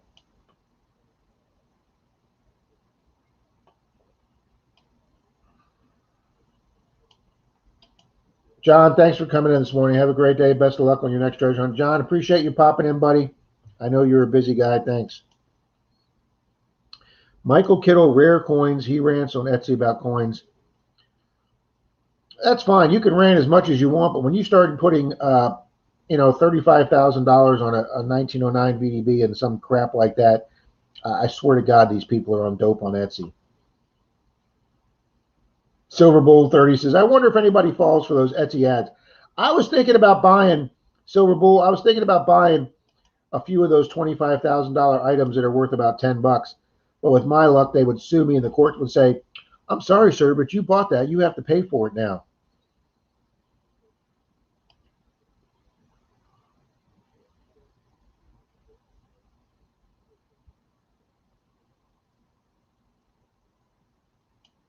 Yeah. Yeah, you can go on Google and find, I mean, there's been very few things on Google or Yahoo that I typed in images that you find very few of them.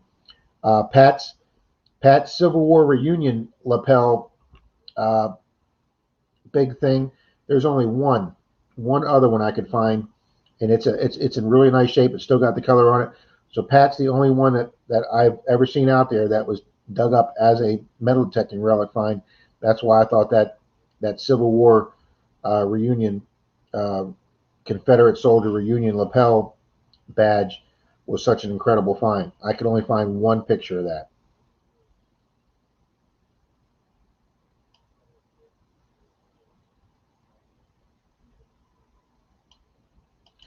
B. Higgles, yes, I do Facebook. I'm under Robert Clarke, Clarke.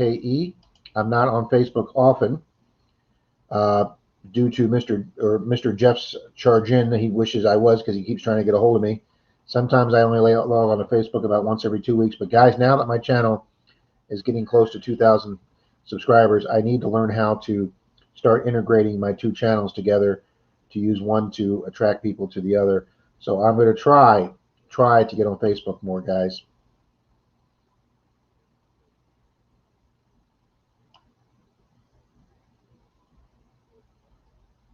Silver Bull says, Cynthia, he is blessed and doing great. That is such a nice thing to say, Silver Bull.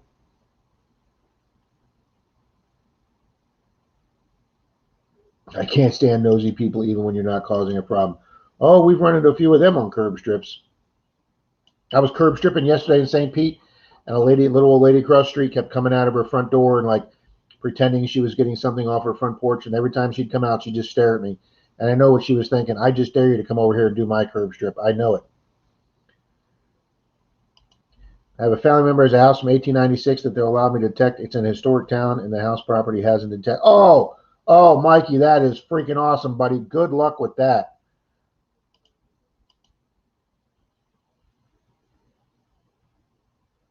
There you go, Jim. There you go. I have only found two 1909 Wheaties.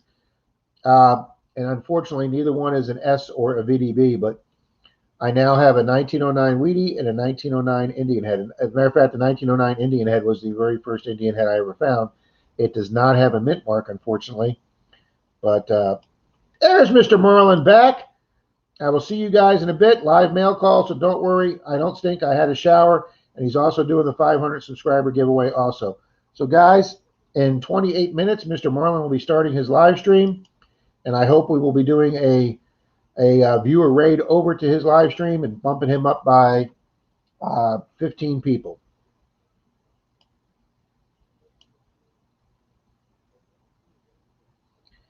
Like he's going back to Delaware in a couple months. I found 4 19.0 wheat cents, 2 at the VDB and coin rolls. Mikey, I haven't done that yet. I found 1909s in my coin rolls, but not a VDB yet. But I am doing a 20-box penny coin hunt right now, an epic mega 20-box penny hunt, and I would love it if I could find one in there. Jim says he's found the 09, the 09 VDB, the 1909S, and the 1909 Indian.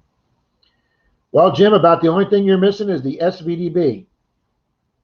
But Jim's been doing this a long time, guys. I hope to be detecting half as many years as Jim is.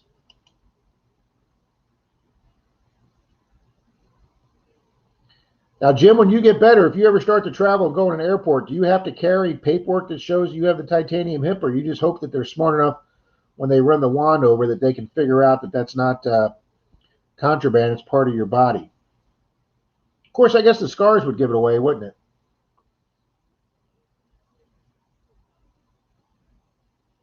Yeah, guys, I remember I was in the little town of Safety Harbor, where Troy's going with his wife today for the food festival. That is a pretty little town. I was doing a 1900s permission there, like a 1912 house or something, and that's where I found my first 1909 penny. I was so excited. Wheatie, I mean. Like I say, that's the cool thing about this hobby. There's so many firsts you can find. I still don't have a fatty Indian yet, so I can't wait to find my first fatty Indian. I don't have 1800 silver.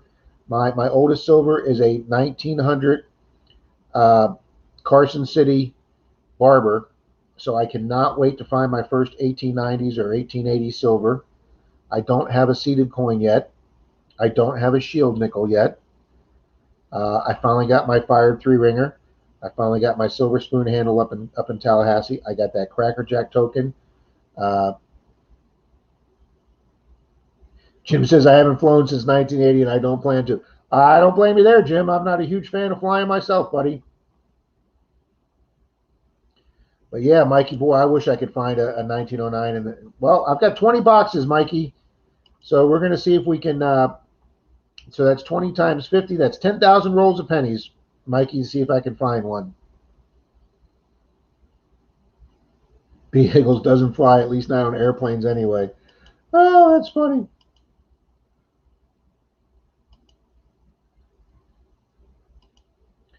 Just bought an 1843 seated dime for $4. I would say, Mikey, no matter what shape that's in, that's a hell of a deal. I have a coin shop charging $3.25 just for a Merker Rosie now. Miss Gina R., she shows up. Good morning. Jim says, Cynthia, I'm afraid my arms will get real tired flapping. I only get to fly when I drink some Red Bull. There you go. I've never had a Red Bull. I've never had an energy drink of those kind. I don't know if I want to see how it affects me if coffee winds me up enough. Cynthia says, I'd fly to the grocery store if I could. I love flying. Well, Miss Cynthia, I had a guy at the police department that was one of my zone partners. He started taking flying lessons, and he got his pilot's license, and he would have to get a certain amount of hours in to move up to the next qualification. So he would rent little Cessnas on the weekend. And he called me up one time, and he goes, hey, Rob, you want to go fly to Orlando for lunch? And I said, absolutely. And guys, as much as flying scares me, I enjoy flying in a little plane. I don't know if I think you have more control sitting next to the pilot, or if you know the pilot, or if he loses an engine, he's going to glide down like Sully. I don't know, but I just feel more comfortable in that little Cessna. So guys, we left the Tampa Bay area and we flew to Orlando. I don't know, it took like 40 minutes. And it's a cool thing, guys. When you're a private pilot and you fly into a little airport, you walk into the little office, you hand them the keys to the plane, they hand you the keys to the rental car they have for pilots. And we drove into Orlando and we went to a little burger place and got burgers. And then we came back, handed them the keys to the rental car. They hand you the keys to the airplane. And then we flew back to Tampa Bay and he got another 2 or 3 hours of fly time in. And he was only rated for visual flying. So we actually had to fly around clouds. And I said, what are you doing, Steve? He's like, I'm only visual rated. I can't fly through clouds. I go, there's no cloud police up here. Just fly through the cloud. It's going to take 1 second. Nope, can't do that. That's another thing you find about pilots, guys. I'm not a big rules guy. Pilots are stickler for rules, guys, and I can understand that. So my buddy Steve was a very, very, very conscientious pilot. And now he is a training captain from Bombardier Air, and he is a senior training captain now from Bombardier. He gets some of their trains their younger pilots and gets some of their best flights.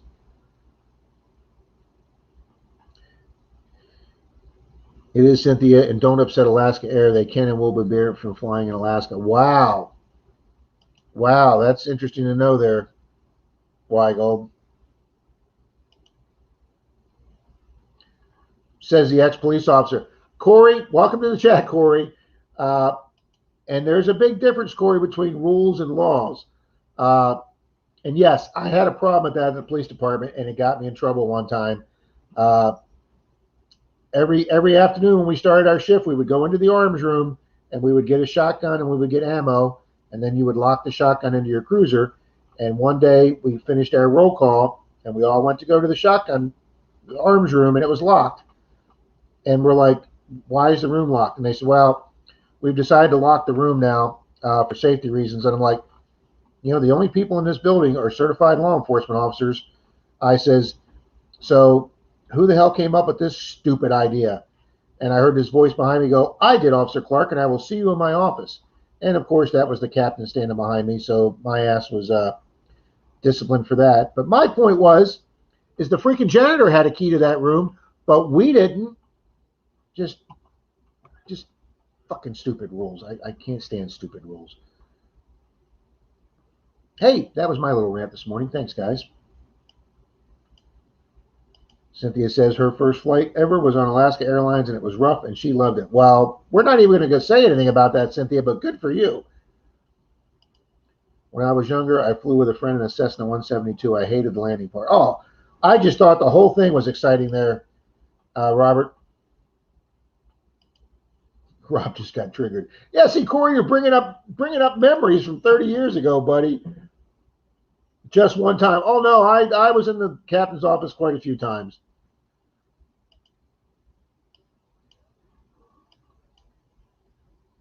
Yeah, I just can't stand. It's not that I don't understand rules, and it's not that I don't follow rules, metal detecting.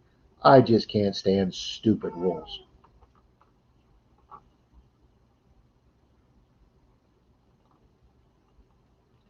I can't think of one at the moment, but there's plenty of them out there.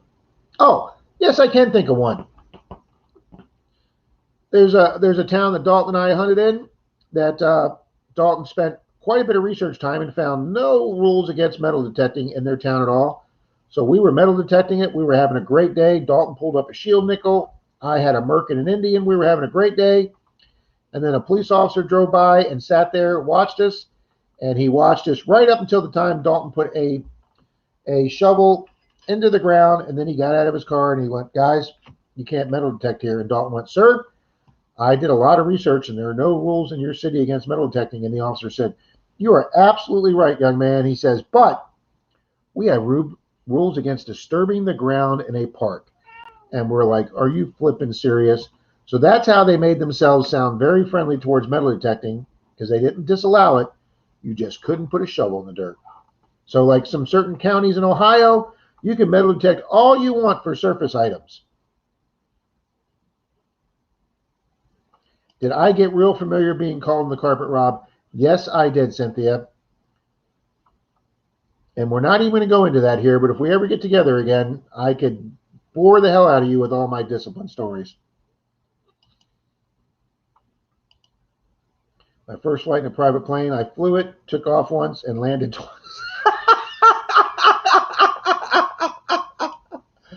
Oh. My oldest American coin is 1812 large cent that someone at a coin show gave to me. Well, that is awesome. That Mikey, that is also on my bucket list, and I know it's number one on Dalton's bucket list, is finding an American largie. Dalton, Troy, and I all have Canadian largies. Dalton found his with me. I found mine with Dalton and Troy, and then Troy found his out hunting St. Pete, also where I found mine.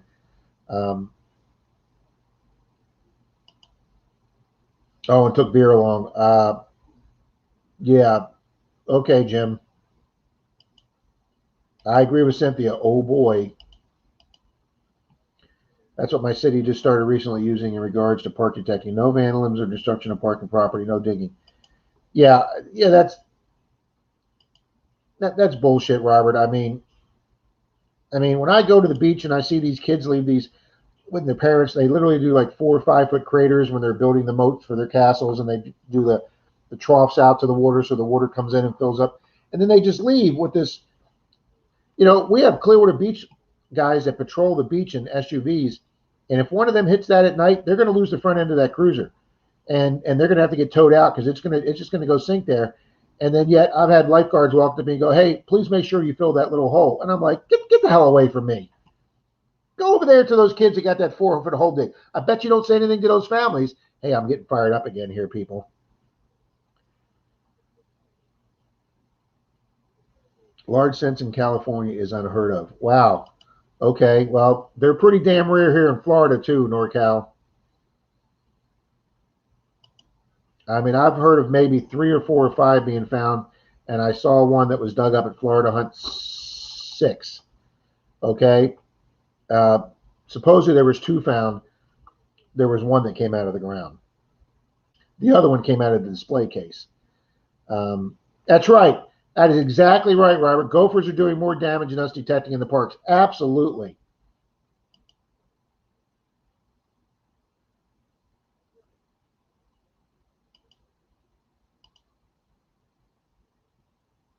Oh, well, that's cool, Jim. Happy Pentecost. Good morning, Mr. Long John Silver. The day we celebrate the birthday of the church. Mr. John Log is Catholic, folks, like I am, but he is a much better Catholic than I am.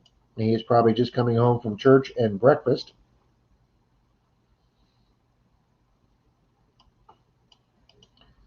Mikey must be a big coin collector. I'm going to go buy some NGC MS64 silver reals. Make sure you buy them from a reputable place, buddy. Well, I guess NGC. I guess if they're graded, I guess that's about as reputable as you can get. Hey, we've already got a thumbs down today. Thank you, whatever a-hole did that. Man, I'm just fired up today, guys. Maybe it's the 3 cups of coffee. See, I don't need my Red Bull energy drink. A lot of digging is done by the armadillos. That's right. And they don't fill their holes back in. We do. I've actually never detected a park around here where I've found holes from another detectorist that left them. I've just never, fortunately, ever had that. Of course, the county I live in, guys, it's me. It used to be me, Alex, and my buddy Bill. But Bill moved to California with his daughter and her family so he could help take care of the kids, his grandpa, while she worked. So Bill left. Alex moved to the county north of us, her and her husband. Oh, I guess Dalton too. Yeah, Dalton lives on the other side of the county. So it's just me and Dalton, guys. The only 2 detectorists I know in Pasco County. Well, we had Mr. TJ, but unfortunately Mr. TJ passed away a few months, as several of you know. I miss TJ. I miss my buddy.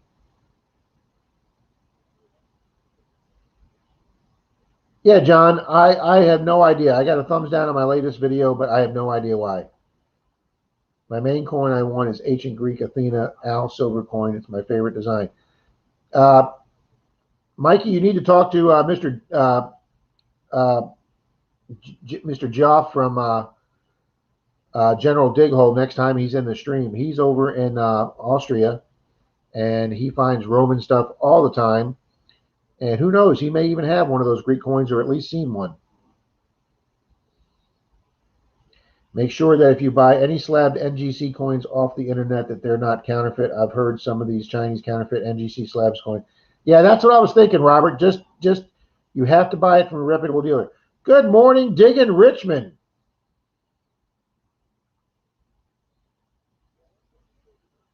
So yes, you need a wild hog to dig all my holes. Wouldn't that be great?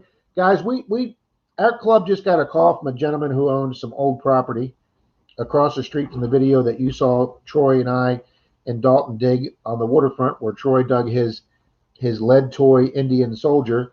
That was his first one. That was a little bucket lister for him. I got an actual Indian head penny off the property.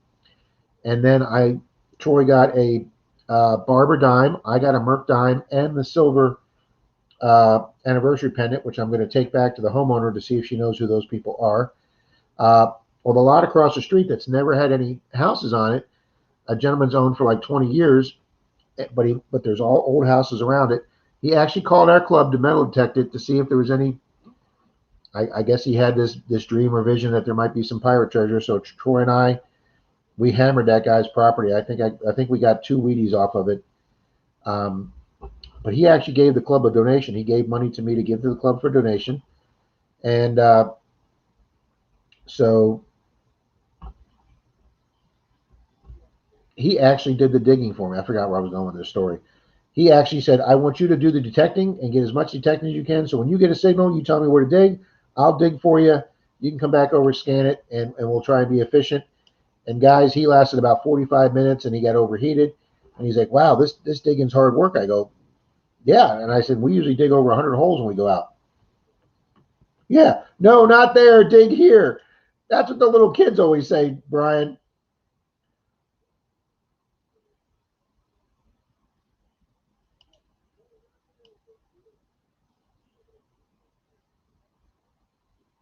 Swoke, good morning, Swoke. Sorry I missed you there, buddy.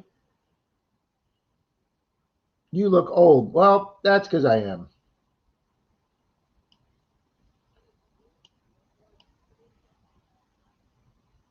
Just sipping my coffee. There you go. Dumb dog, Cynthia says. I am getting ads on some of my uploads, but no income. Probably because I only have 300 plus subs. John, I have found that if I am logged on to my page and I watch somebody's video from my page instead of going from YouTube's homepage, like if I go to watch one of Troy's or Dalton's or somebody else's that has less than 1,000 subscribers, there'll be ads popped up on their video because I'm watching it through my page. So I don't know if that applies to you, John, but maybe that's a reason why you're getting an ad, because you were subscribed up or you were on somebody else's channel that gets paid ads.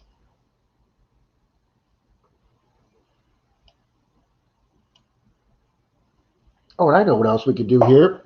I did for the video, but for those folks that hasn't watched the video, we did our video this week on the Jaro Coins giveaway that we ran on May 7th or May 6th. And guys, 43 people entered. And Javier Garcia guessed closest for the money amount. He was at 31.89, and the actual total was 31.83. He missed it by 6 cents. And then Jan Lewitt, who was the last person to enter, he guessed 458 coins were in the jar when there were actually 465. He missed it by 7 coins. Guys, 6 cents and 7 coins, single digits on both winners. That's just freaking incredible. So not only do they both win the silver quarter, since they got so close, I'm sending each of them the silver dime to go with the silver quarter. So I'm mailing those. I'm going to try and get those out this week, guys. And Corey just sent me a recent email. Thank you, Corey. Nothing comes easy. Ah, okay, Cynthia, that makes sense. They're putting more ads, and they do say in their rules or whatever their announcement that they can put ads on there even if you're not making money for them. YouTube is going to put ads on everyone's channel going forward, monetized or not. Wow.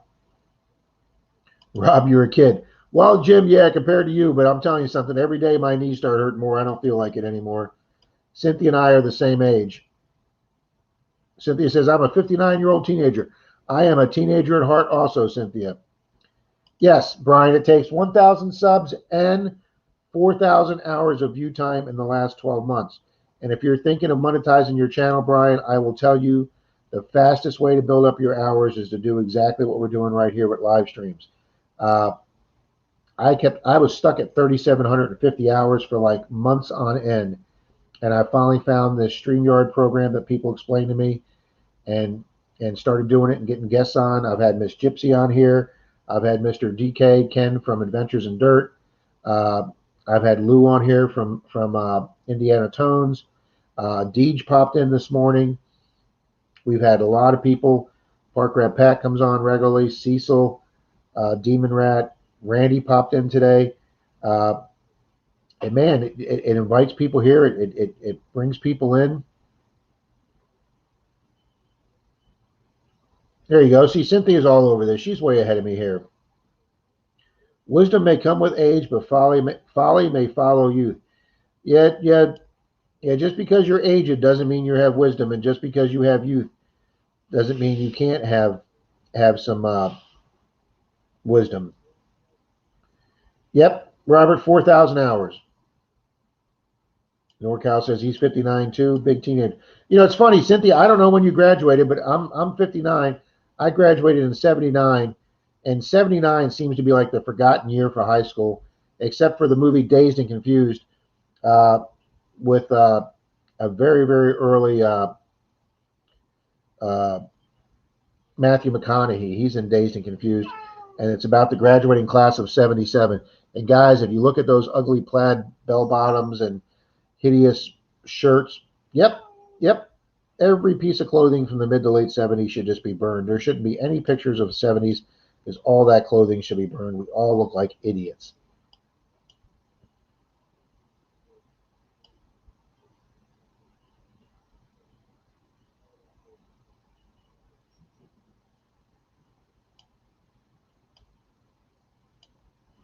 Since I don't have 120 subs, I got a ways to go. Brian, we all started there. I was telling people earlier that I did a subscriber giveaway for every 100 increments that I went up, 100, 200, 300, etc. And I started adding more silver with each one. And my channel grew slowly. It's taken me 4,000. It's taken me almost 4 years to get to 1,970 or 68, whatever I'm at today. But well, thank you, Diggin Richmond. What do I get as a consolation prize? You got 2 prizes last time, Cynthia, because you got so close also. Mr. Reed is here. Comes in for the last 5 minutes before we're going to turn this over to Marlon because it's 2 hours earlier for Reed, I think, also. How many Bitcoins will fit in a jar? You know, funny, John Log, that's funny. But every time you see Bitcoins, when they talk about Bitcoins, you always see the silver of that, the picture of that gold coin with a B in it with cool like circles around it. I actually thought those were Bitcoins and that they were like gold coins and that gold backed up Bitcoin. I didn't realize that it's completely a computer generated thing. And we're not going to get into Bitcoin now because let me tell you something, folks. I consider myself a pretty intelligent person with a college degree. I cannot wrap my head around you get value out of nothing. Okay. And people say, oh, well, you get value out of nothing with the American dollar or green money or any other countries. No, that's backed by a federal government. At one time, it was backed by gold and silver bullion in a vault somewhere, and it's still backed up by the credit of the United States government that hopefully isn't going to go out of business anytime tomorrow.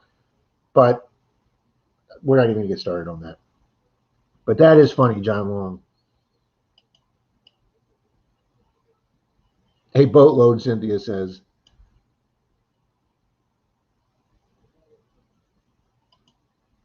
There you go. Robert's giving some hunting tips here for large scents. Yeah, that's number one on my. That's right up there on my bucket list. Rob, I'll trade you my hip for your knees. Thanks, but no thanks, Jim. Because now that I've lost a little bit of weight, Jim, of course, I know you can't tell anybody, but I have lost a little bit of weight, and I'm trying to lose more weight every day. I'm hoping that helps my knees, Jim. Everybody says it will.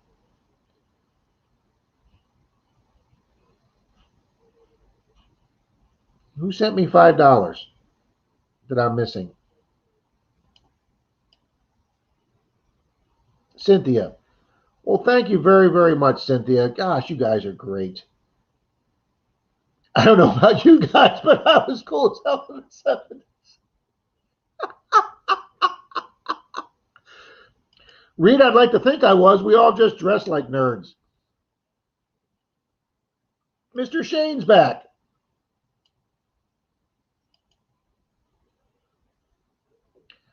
Shane, I got 218 subs in the 2 weeks that that cops video went viral. So yes, it can happen fast. If you get one video for some reason that YouTube promotes, and it's funny, I'm at 19,000 views on that video. I got 218 subscribers from it, so that works out to like 2%. I thought you were going to do hers, not yours. Oh my gosh, where'd you find that? Morning's yard. Whose yard? Morning. Oh, some little girl lost her unicorn. Little pony. My Little Pony or something. Denise found it mowing the neighbor's yard. Oh, that's funny, honey. And you didn't even need a metal detector.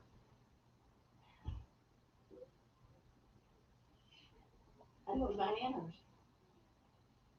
A lot of the gold coins have been found along the Wells Fargo routes. That makes sense, Bill. That would be a really good place to hunt. Are you taking over someone's job? Oh, hey, Denise reminded me it's 2 minutes to Marlin, guys. So let me get caught up here. What I missed in the 60s and 70s are the micro mini skirts. Well, Jim, we don't have those anymore, but we have next to nothing bikinis on the beach, so I'll settle for that. A Wells Fargo box is what I dream of. Who wants to find with me? Corey, I think you're speaking for every single one of us here. AAP's Variety Channel, welcome. I hate to say welcome and goodbye, but we're all going to head over to Marlin's. We got 1 minute to count down for Marlin. Bill says when he moves back to California, he's going to go looking. Wouldn't that be great, Bill?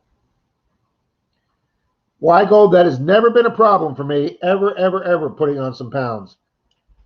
Miss Denise's dad was a chef his whole career, and let me tell you something, that man could cook, and I gained a lot of weight since I met Denise, and I'm trying to get it off now. My wealth is backed up by the bandit Chevy off Thurston. Reed, you guys are just way too funny. Oh, off to see Marlin. Yes, sir, Mr. Shane. I'm going to wrap this up right here.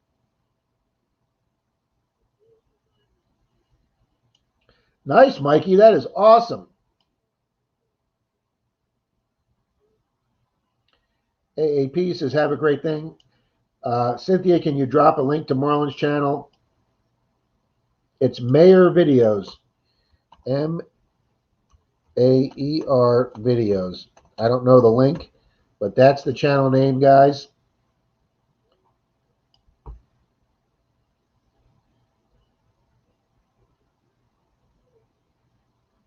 All righty. Thank you, Robert. All righty, guys. Let's get all ready to head over to Marlin's. Let's go raid Marlin. That's a good idea, Cynthia. All righty, guys. I want to thank everybody for being here for 2.5 hours. It's exactly 11:30. Let's go raid Marlin right now, guys. Thanks for being here, everybody.